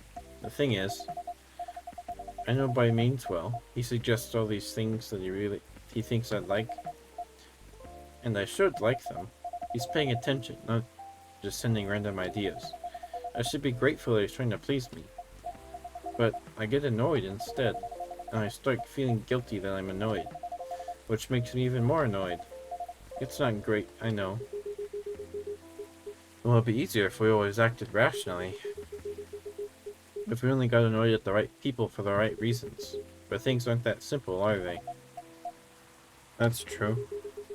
Although I guess if you figured out what actually annoys you, it would help. What's the problem? I'm not sure. At first, I thought I was tired or worried. The decision making at my job is taking a toll, for sure. It's a bit hard for me to also deal with organizing things in my personal life. Also, the financial side of it is hard to navigate. I don't want Bai to spend too much money, but he's right about involving my family comes with strings attached. I'm not sure how to avoid that though. But I'm realizing that might not even be the main issue. The more he sends, the more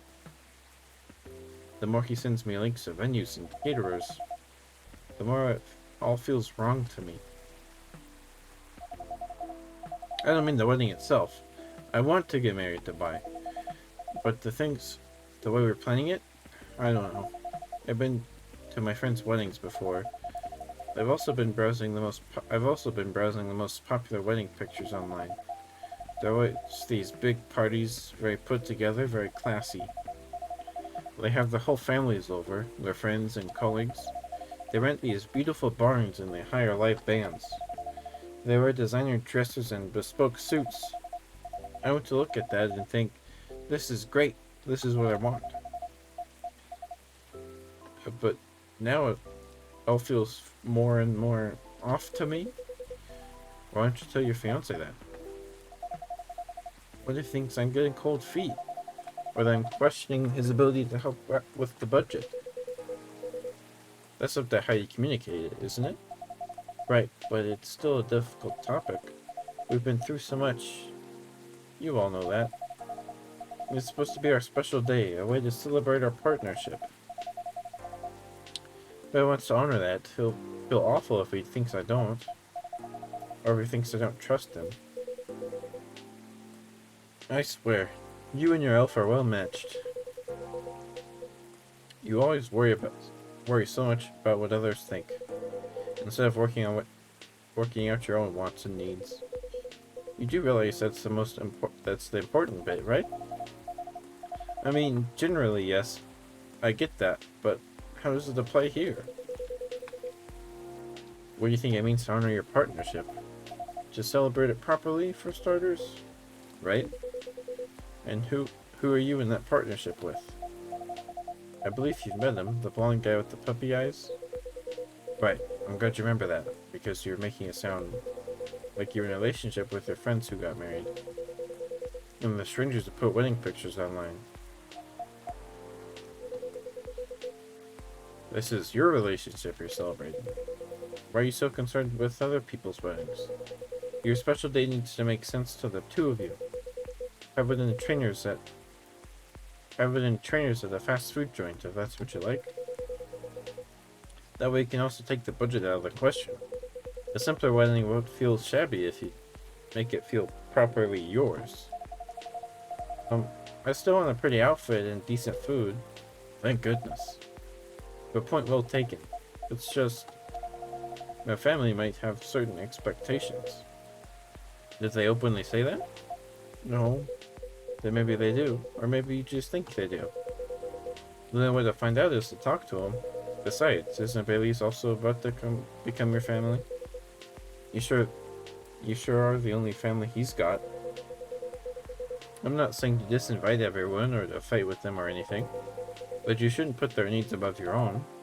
I really shouldn't, should I? Shouldn't I? You've given me food for thought. Thanks, Hyde. My pleasure. Amazing how you perk up when you give people advice, Hyde. Maybe you should become a therapist. Huh.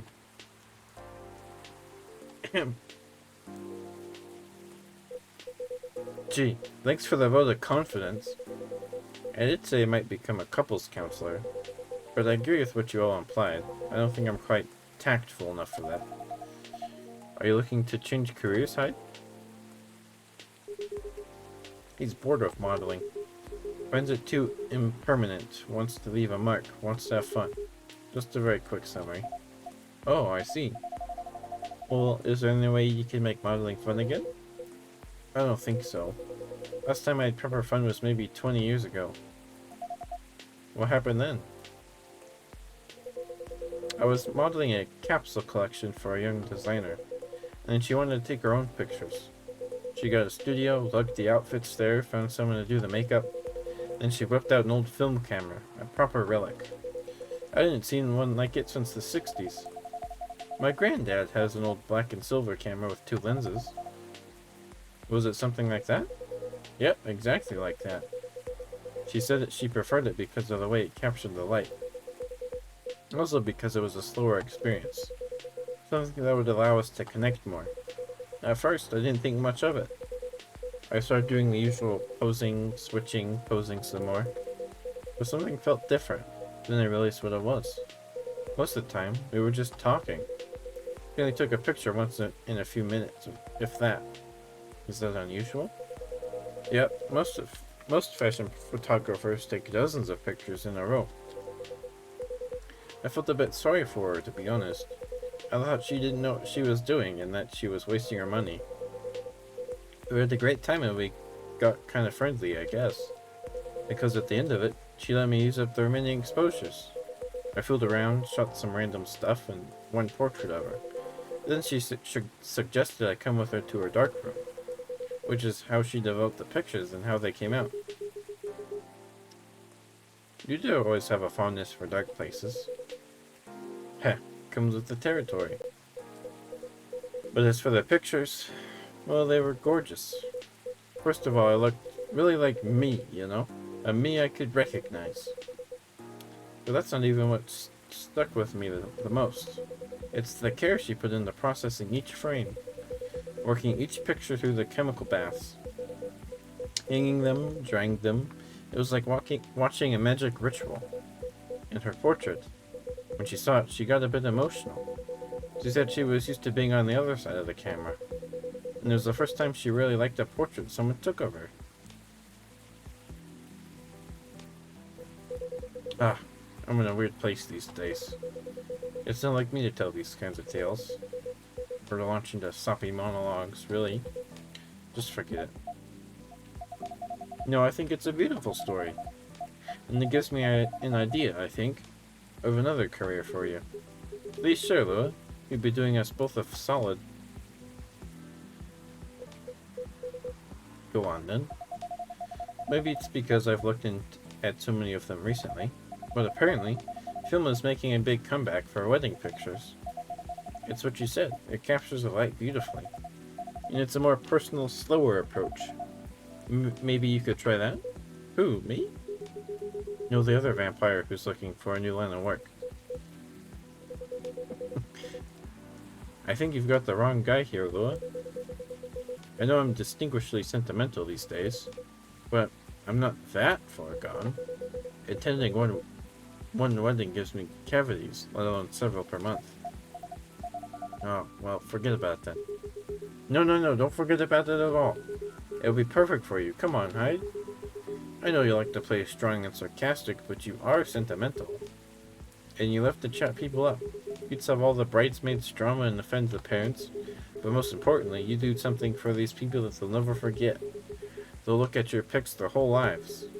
If that's not leaving a mark, I don't know what is.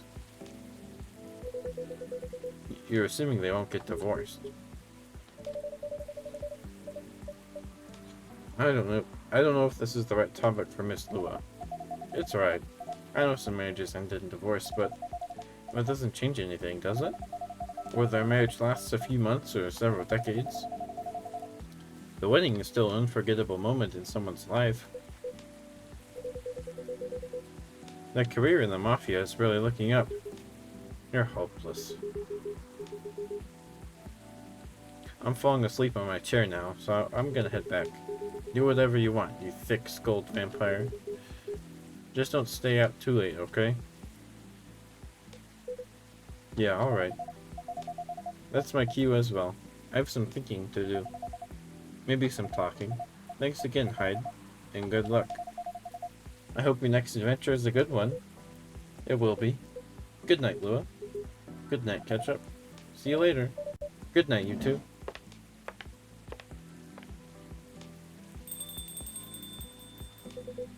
Here we go again. Last one sitting. Indeed, proper night owls. You didn't say anything about that wedding photographer idea. It's ridiculous, right? That's not for me to say, but I wouldn't call it ridiculous. It sounds like you enjoyed the whole film photography experience. And you do like being around people, don't you? I do. Sometimes. But I'm not a romantic. People get married and they think they're taking a first step into forever. Well, there's no such thing as forever. Everyone ends up disappointed in some way, and then next thing you know... No, I don't want to sound too depressing. So you don't believe in love? Of course I do. But only in a certain kind. You can choose to keep supporting someone, to enjoy their company. You can do that for years, with friends, family, lovers. But at the end of the day, you're still you, a separate person. And they're still them. There's no two souls becoming one. Not really. I'd know. The one time I tried, it really didn't work out. But do you regret trying? No, I guess I don't. It confirmed for me that marriage and the like, it's never going to be my thing. And there's freedom in knowing that about myself. It's given me space to build other relationships that work much better.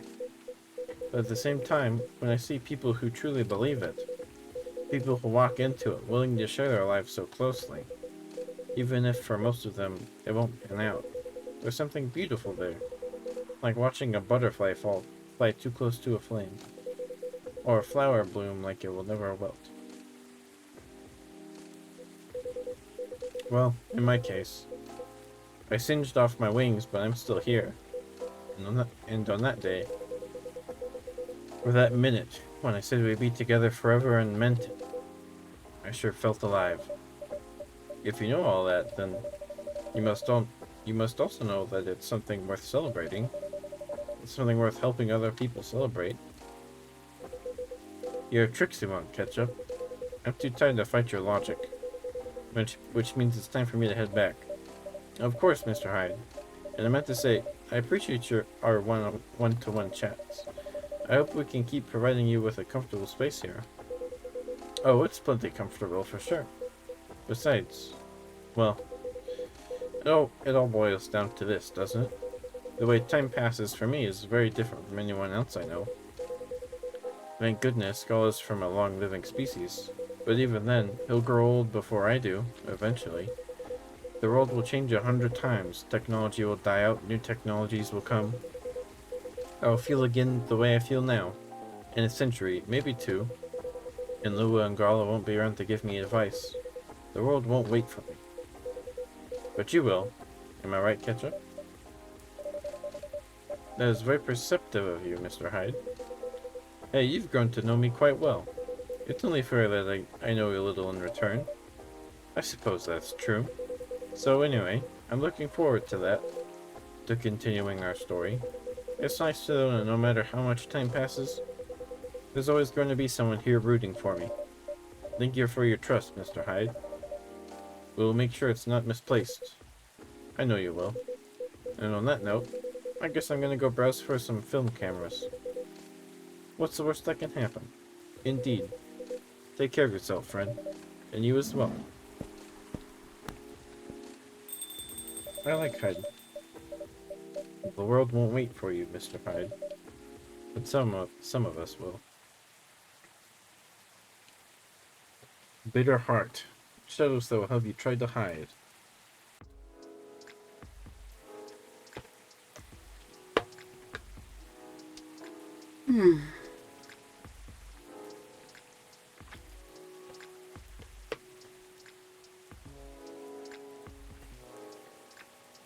Thursday, September 28th, 2023.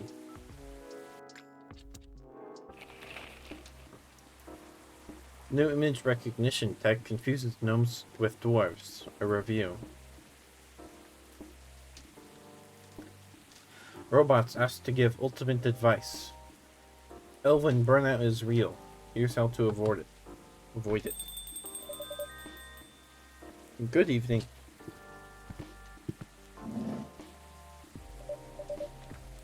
Alright, let's see. We got a new story. Yes. On top of the Ferris wheel by Raleigh Amat. I hope I'm saying her name right. September 28th, 2023. It's finally our turn to ride the Ferris wheel. She grabbed my hand tight, excitedly pulling me into the faded pink gondola. Her small hand felt cold on my skin. Before it was warm. The slightest touch of it used to warm my universe. It used to excite me. But when she pulled me into the seat beside her, it felt cold. I knew I was the one who had changed. I was the one who could no longer feel her warmth. The Ferris wheel finally moved. She stared at the lake beside the wheel as we went upward slowly. The Ferris wheel is amazing, right? I feel like it's taking us to a world separate from our own. A world for just the two of us, She began a conversation. I replied with a faint smile. Hey, pretty boy, want in on a secret? I love you. Her smile was so sincere. It was painful to receive those words. I didn't say anything. I couldn't say anything. She didn't wait for a reply. A long silence passed before she turned back to the scenery laid on another side of the window. I knew she was hiding her face from me. The Ferris wheel was halfway to the top now, still climbing ever so slowly. I tried to find the words I wanted to say to her. What's the softest way to break someone's heart? We reached the top of the Ferris wheel. When it stopped. Like it was supposed to. For a moment, our time was frozen on the tip of the world. Hey, can we talk? Words finally found the courage to come out of my mouth. I know exactly what you want to say. You've been holding it in for months now, right? The same sincere smile. She could have kept that smile for someone who could love her as she loved me, not for someone who was about to break her heart. I'm sorry. I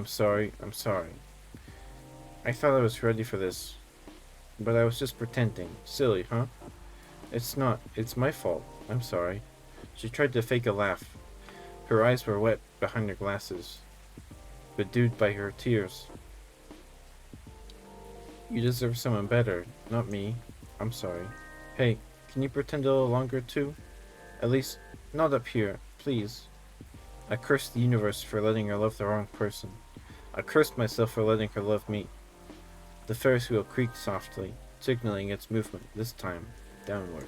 Oh, it's kind of sad.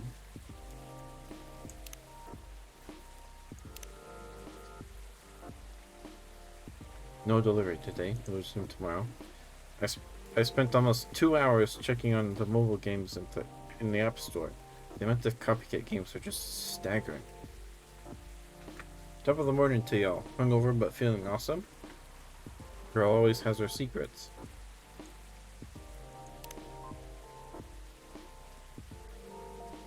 Hyde's favorite things. The fact that I've been blood sober for 10 years now. What I'm doing with my life. Currently, a model. Past, stock trader, entrepreneur, venture capitalist. Alright. Officer, welcome. Hey, Ketchup. How you doing?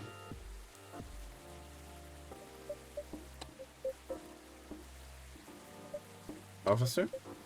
Oh. Sorry. My mind is kind of elsewhere right now. No worries. Work issues? What else? I'm all ears if you want to chat. Heh, you're a pal. I'm in a real bind. Catch up. What happened? Well, never-ending workplace issues aside, things are getting weirder by the minute, and I'm feeling out of my depth. Are you talking about your recent patrols? Yeah. I've been analyzing the CCTV footage the last couple days. Oh, I see. How'd that go? Did the cameras manage to capture anything? Yes and no. The infrared's caught a couple of blurry things. They ran off, turned a corner, and disappeared. Could have been anything like rats or cats. but neither fits with what I've heard on the scene.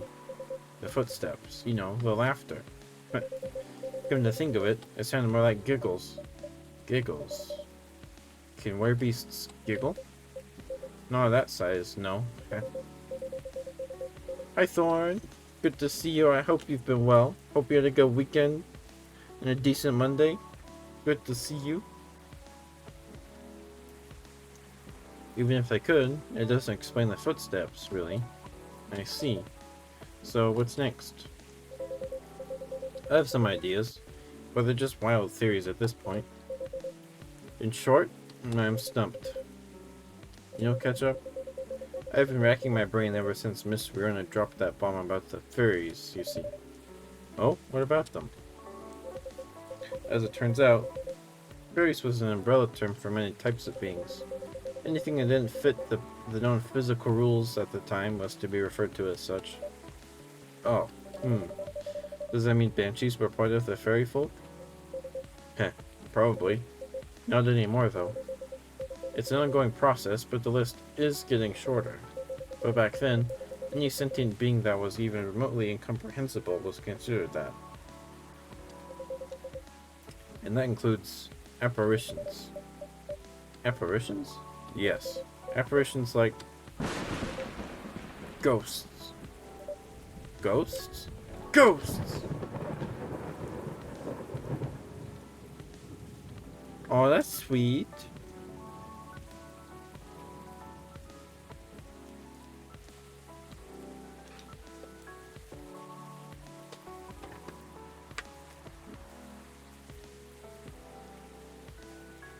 Good to see you. I hope you're comfy.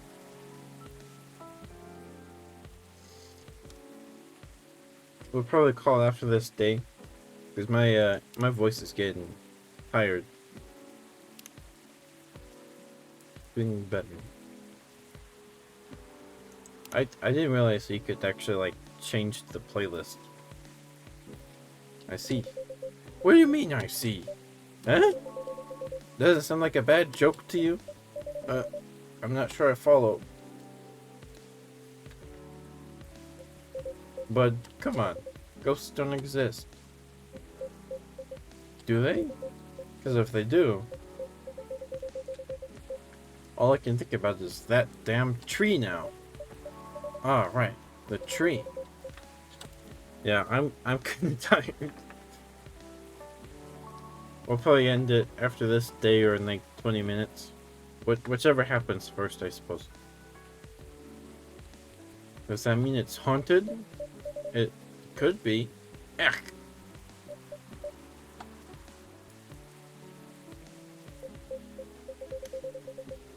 Don't get how you can be so calm about this. Huh? Oh, well, why wouldn't I be? I mean, there have been all sorts of customers here.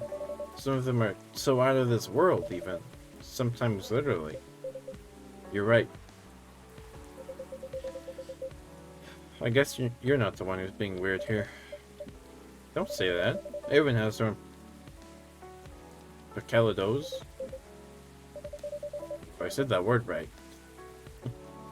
If you don't mind telling me, though, may I ask the reason you're so afraid of ghosts? Gosh, no. That's a long story. Not something I'm ready to talk about, anyway. That's understandable. All you need to know is my fear was never caused by actual ghosts. Oh? Suggestion is a very powerful thing, Ketchup. But that's all I'm willing to share for now. Okay, thanks for sharing. You know, it's funny.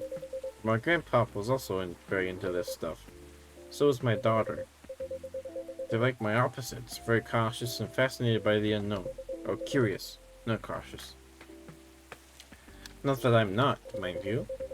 It's just, with my time as a cop and all, unknown variables usually mean trouble. I see. That makes sense.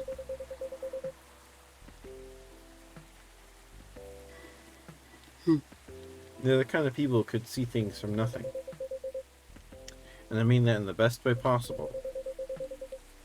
Like, you know the Zen Rock Garden thing from Japan? They understand the zen-ness of it. I don't, but that doesn't stop me from thinking it's chill, you know? I think you almost got it. Yeah? I'm not sure he and my daughter could talk about it. I'm sure he and my daughter could talk about it for hours. Too bad he passed away before she was born. I'm sorry to hear that. Don't be. On that note, Ketchup, you see my lighter, right? I'd say I'm pretty well acquainted with it now, yes? My bad. Thing was originally my grandpop's. He bought it sometime after the war ended. It was to commemorate the upcoming new era, he said, in more ways than one. He got honorably discharged due to a severe leg injury he'd never be able to recover from. Ah. But at the time, he was living right across the street from the former town hall. For obvious reasons, he couldn't walk far, so it was a good location for him with all the veteran support nearby and all. Right? Now, about that street. You see, my grandpop liked to chat. Never liked being alone, that guy. Plus, he pretty much hated his bleak room. So sometimes, he'd go and hang out with the street vendors in front of his place. There were all kinds of beings there, along with their pets, from all walks of life. That's why he had lots of stories about the craziest things. Ah, I see. You see, the street's name just came to my mind last night. Can you take a guess what it is? You mean Bourne Street? Uh-huh. It wasn't called that before. That's why the whole thing didn't click for me straight away. But I went through his files, and check this out. Does that mean the vendors? He was talking about bingo. And you know what? He brought the lighter there. Wow, what a coincidence.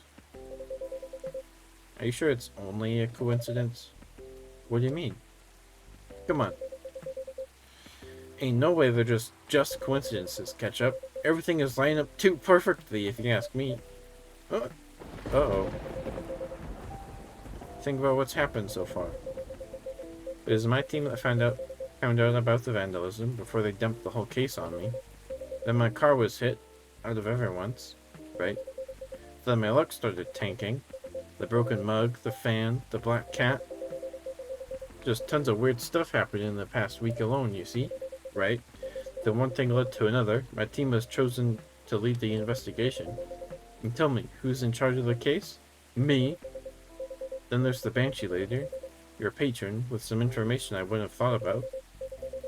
The dead tree stuff, the fairy market, information I wouldn't even have remembered on my own. Right? And now, we know why I kept on losing my lighter, right? How are they not connected? Tell me. Well, if you list them all in order like that, I'm telling you, Ketchup, that place is calling for me. This case is made for me. But they really picked the wrong guy. I'm just real bad at dealing with spooks. They made me question everything I've ever known, you know. But I've always thought you're pretty good at handling ambiguity, officer. Not when it comes to supernatural stuff. Because we don't know enough about what's real and what's not. What will they do? Will they hurt us? Do they bring bad luck? Good luck? What's the truth? Who knows? Maybe you should take a day off and catch up on your sleep.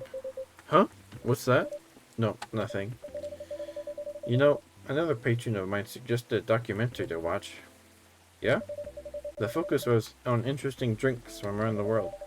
You could find everything from the mundane to the extreme, from local comforts to really special stuff. And I kept thinking one particular drink might interest you. Oh? It's something like a protection drink. It's made from coffee, honey, lemon, and a slew of other ingredients. Huh. Protection from what, though? From evil spirits and bad luck, I think. Maybe it'll help ease your mind a bit? Ah, gotcha. But Ketchup, even if the whole situation is, haunted, There shouldn't be any evil spirits. Right? I wouldn't know. But I might need your lighter. What for? Well, the drink needs to be lit up. I just think your lighter might give it that extra magic boost it needs. Compared to just using regular flame, I mean. What are you gonna make me anyway? No, I trust you. Here. It exudes an interesting feel.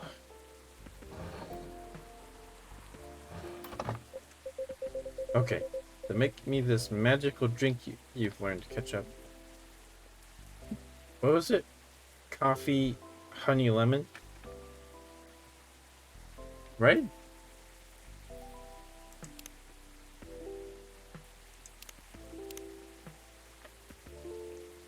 I think it was coffee, honey, lemon.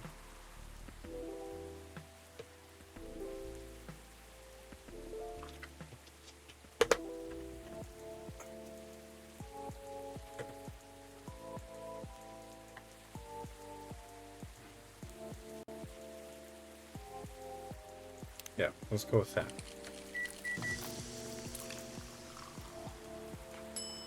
Yeah, looks like it.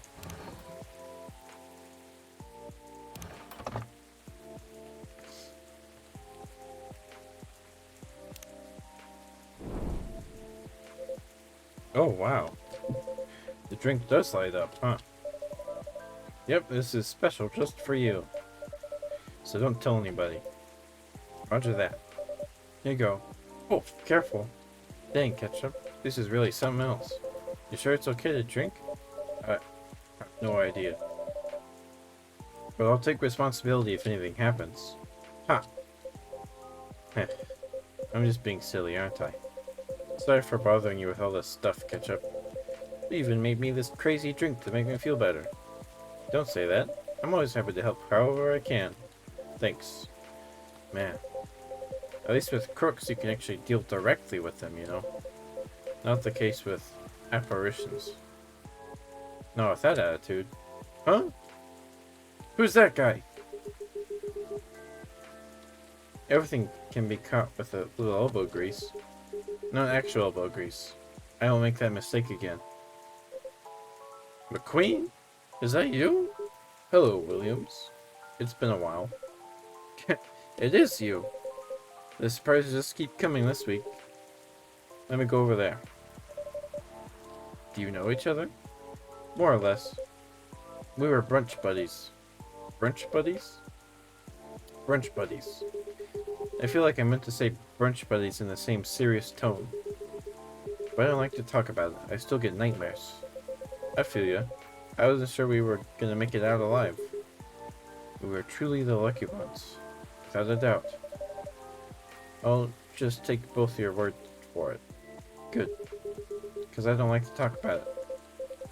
So what brings you here, detective? Surely it's not the coffee. Secret police reasons. I have not read that briefing yet. But enough about me. Tell me about your supernatural problems. Yeah? You need to bust a ghost? Oh. Well, busting might be a bit much. I was just talking to Kitch about getting over my fear of that stuff. And ghosts? Something like that. I'm weak against ghostly looking stuff. I get freaked out easily. For example, I admit I got a little spooked by what happened on Bourne Street the other day. Ah, I remember that. I know very well that unchecked fear leads to prejudice. That's why it's a no-no in my book. It even pains me to admit that out loud. Sometimes the toughest case to crack is ourselves. Other times it's ghosts. How do you do it, detective? Your cases, man. I'd have probably lost all my hair by now if I were you. I try not to think about it all that much. And when I do think about it, I think, who else will do it? Nobody, that's who. Yeah, that makes sense. You know, once you get over the dead part, they're just like you and me. Look, I remember this one case. We were investigating a haunted apartment. This lady, her husband had recently passed away but wasn't moving on, if you get my drift. Real deadbeat, couldn't take a hint. Anyway, we had to go and exercise the place, right? With the husband, he's caught wind and he's retreated into the basement. I won't get into the technicalities of it, but it's hard to get a ghost out of a basement or an attic. It's all about angles, really. I mean, I get it. They used to be his home. All his stuff is still there. It's hard, I get that. So I'm slowly going down the stairs to try and coax him out. Bam! Next minute all this romantic music is playing and the whole place is lit by a spotlight. Basic sensory illusions. Classic ghost tricks. Then, before I know what hit me, I'm sitting at this pottery wheel and he's behind me and... Wait. Isn't the plot of the 1990 film Ghost? Oh. Maybe? We had a movie night at work and I dozed off before it started. The story must have slipped into my subconscious. Riveting.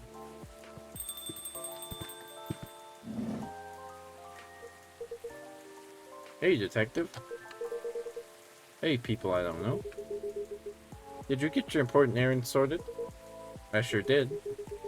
Dooley, I can see crumbs stuck to your face. That's just the rain. It's very bready rain. There's filling all over your top. That's blood from a gunshot wound. It's healed up though. You're literally holding the receipt from a donut shop. That's why they pay you the big bucks, detective. So, what did I miss? We're talking about getting rid of Officer Williams' fear of ghosts. Hey, ghosts? Yeah, you're afraid of them, right, Dooley? No idea, never met one. We stopped a ghost riot. Ghosts aren't real. So you don't need to be scared of them. Easy. There you go, I guess. Sorry, that wasn't much help. Nah. What you said? That they're just like us? That's a good thing to be reminded of. Exactly. They used to be alive, just like us. As long as they don't try to eat / possess / violently murder you, you should be fine. And very reassuring. Just talk to them. Feel their culture, listen to their issues and spectral wails, and treat them like any other person. See what's on the inside. Which should be easy since you can see through them. I thought you didn't believe in ghosts. It's best not to overthink anything he says. I certainly don't. I certainly don't. Ha! Well, thanks for the advice. I think it'll help. Our pleasure. Now, Dooley, I think we should read that case briefing and find out why we're here. I already did. Oh? Turns out we're meant to arrest the person driving that taxi. Instead of taking it all the way to Seattle, yes. Why? The driver was a chupacabra. Oh, chupacabra.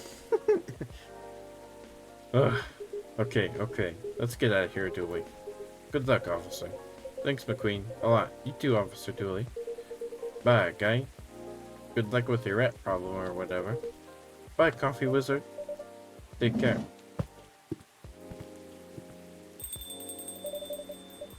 That was quite something. Well, what do you know, Ketchup? Looks like my good luck is back. I'm feeling like $1,000,000 now. I'm very glad you do. Thanks anyway, Ketchup. I really did nothing much. Are you gonna be okay? Okay enough to start thinking about what to do next. I'm done here for the night. You have a good evening, alright? Please keep me updated, officer, and stay safe. Will do.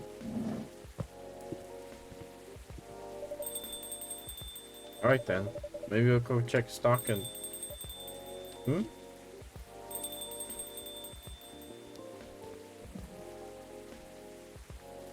Oh. Miss Fiona, welcome. Hello. How's traffic out there?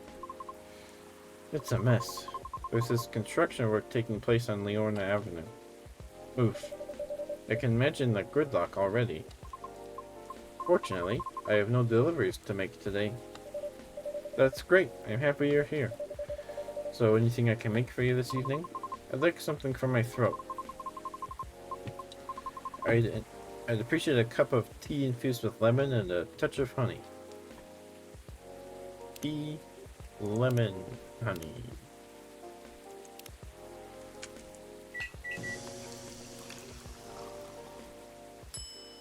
Midsummer's Night Dream? Another one. Okay. A cup of warm Midsummer Night's Dream for you, miss. That's what we call it here. Wow, whimsical.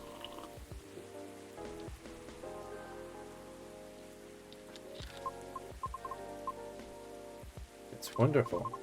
Sweet, but well balanced with the lemon, and the slight bitterness of the tea completes the taste. Thank you. You're so very welcome. By the way, you just missed Officer Jorji by a few seconds. Is that so? How is he? He's been thinking about what you said quite a bit, actually. Oh? He's currently dealing with plenty of clues he isn't used to. That's why he's hard at work at the moment. I see. Would you mind doing me a favor? Oh, what do you need? Could you give my contact information to him? We only connected via Bluetooth last time, so... Oh? An email address and phone number are written on it, belonging to Riona Shirin. Place a blue card with an email address and phone number on it. Okay. What I said a few days ago might have been a bit overwhelming. It is possible that I spoke more than was necessary, but because I couldn't help but feel a pang of bitterness knowing what happened to the tree. That's entirely understandable, though. But it was not my intention to interfere with his work. As such, if he requires my assistance, please do let me know. It is the least I could do, as I realized there would be plenty of difficulty obtaining information. Oh, I mean, because Officer Jorji is the human, and we semi-physical beings have our own way of sharing information. As such, I understand what you mean. Okay. I just do not wish to incriminate anything or anyone. It's fine, I get it. I'm glad.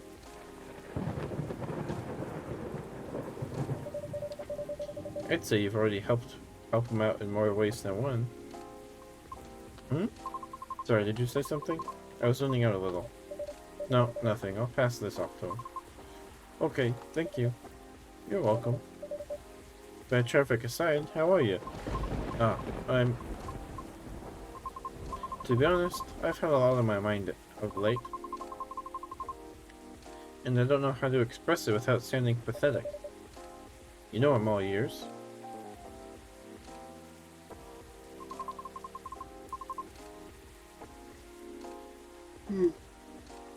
They may actually be part of the problem, I'm afraid.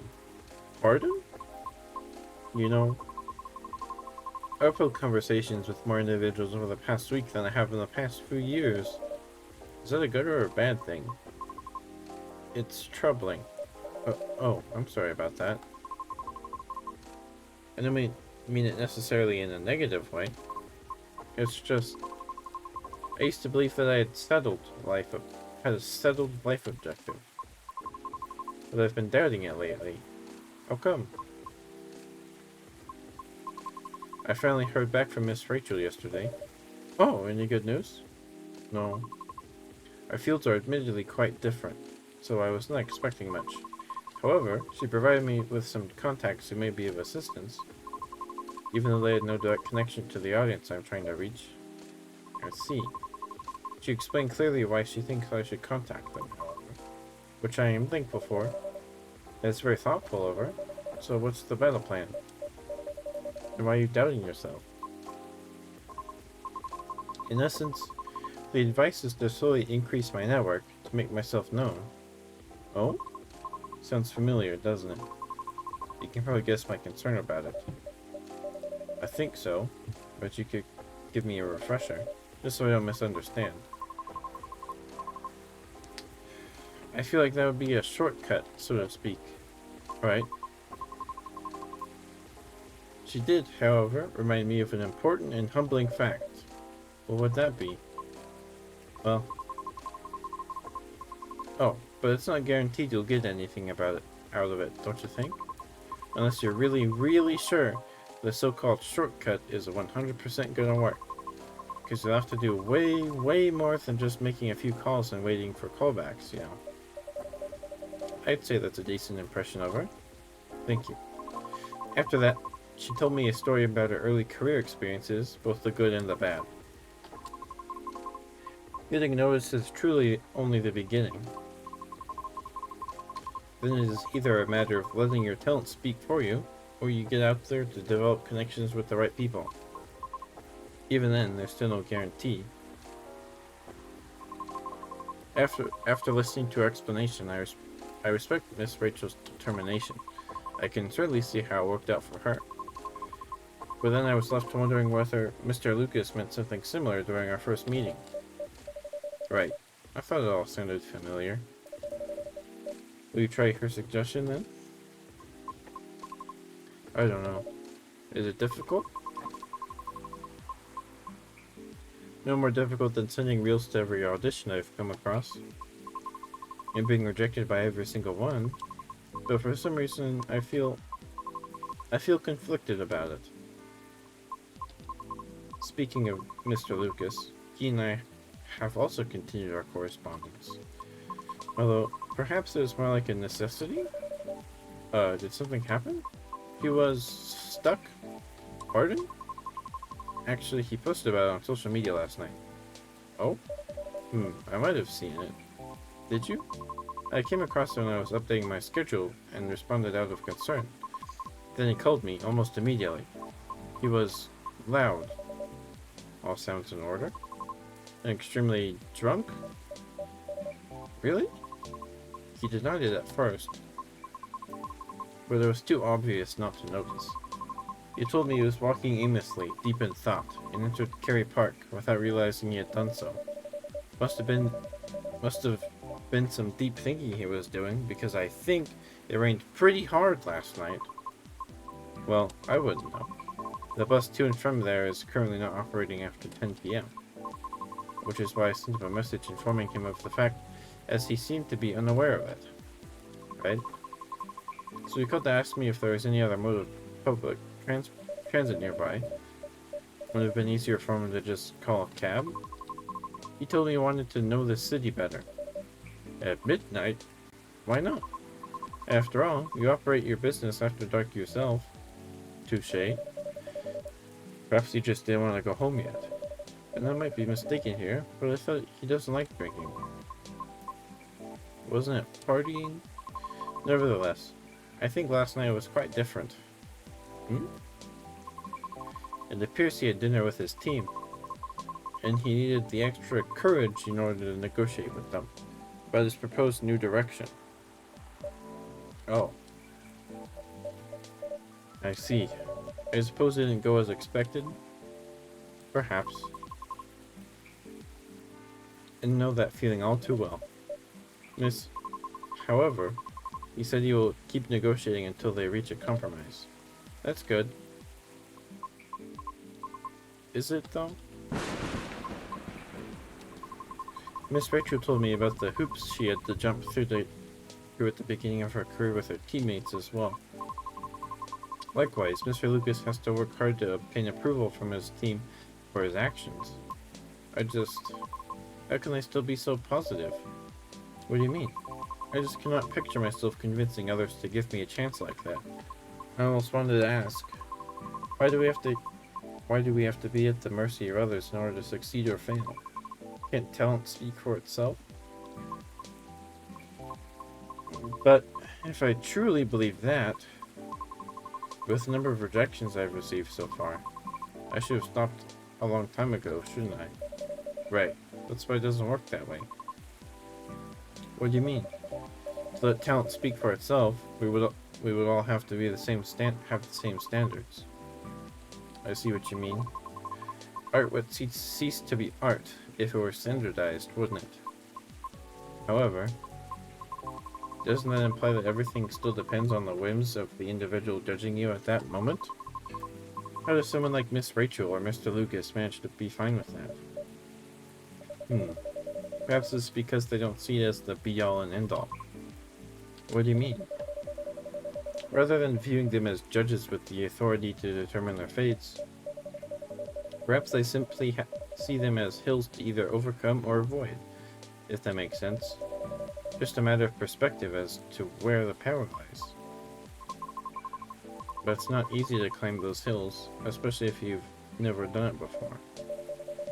Therefore, It's good to try and find out what works for you, or ask for guidance, or assistance even. Because one can't possibly know every single way to overcome obstacles.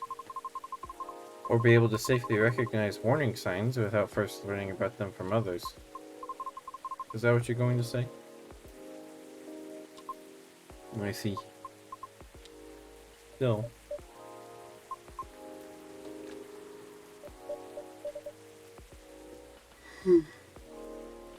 Miss Riona? Yes? Sorry, I got a bit lost in my thoughts. You're fine, I promise. But speaking of Mr. Lucas, what happened to him after the call? I picked him up and drove him home. Whoa. But I thought you're located in Belleville. Belleville? I am. But I still had unfinished business in the downtown area. Moreover, he suddenly began singing quite loudly nearing the end of our call, which led me to conclude that it would be best for me to go and fetch him. I see. How was his singing, in your opinion? It wasn't too bad. If not for the fact he was screaming most of the lyrics, that is. Well, his hoodie was soaked when I arrived, so he had to take it off before getting into my car. Thankfully, the water did not completely soak through his shirt, so he remained relatively dry. However, I still had to lay down the seat covers as his fur got rather wet. I hope we didn't get sick then.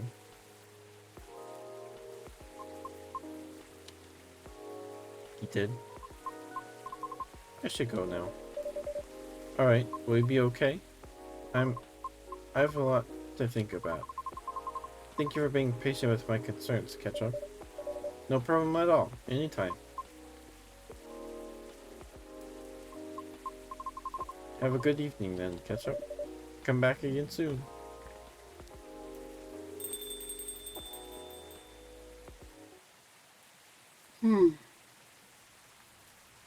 Okay.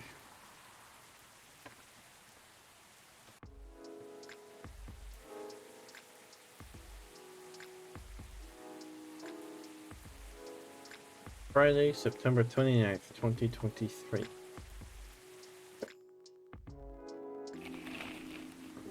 Alien sightings increase. Is this an invasion? At least it's pretty. Researcher responds over alleged algae invasion. Dorfira Tech teams up with Golemex Industries to produce self-healing concrete technology.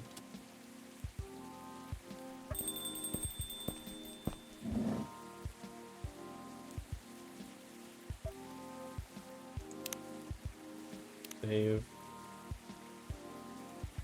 Yes.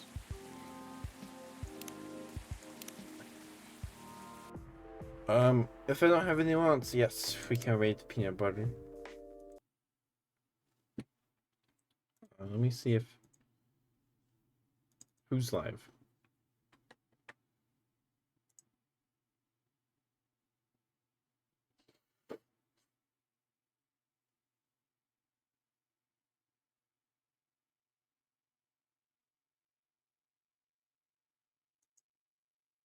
There's a couple of people I haven't seen in a while. Let's see. Oh, quite a few people. Okay.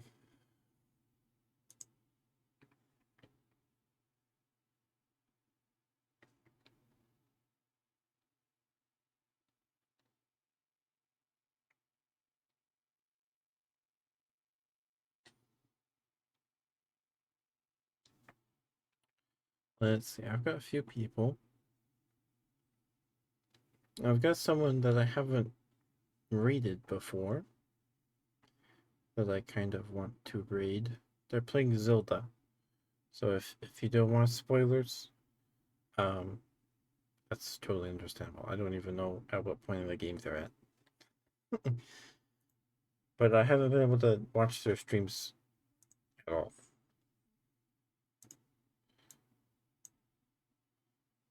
So we'll rate them.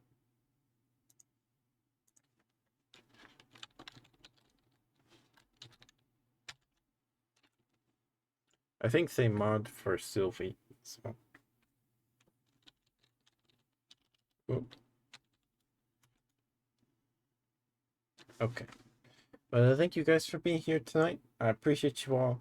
I was trying to figure out what to stream tonight, and then I remembered I hadn't played this for like 2 weeks. So, I thought we'd play it again. I don't know how close we are to finishing. Tomorrow, I don't know what we'll play tomorrow. I don't know. Maybe Mass Effect. Um, I kind of had a headache and I was sleepy, so I didn't want to play something super intense tonight. But I'll see you guys tomorrow. Bye bye. I love you all. Mwah. Drink water. I'm gonna go to bed. I am tired. Thank you for being here, Thorn. I appreciate you being here. It means a lot. And thank you, Chimkin, for resubscribing too. I appreciate you. Be nice to L.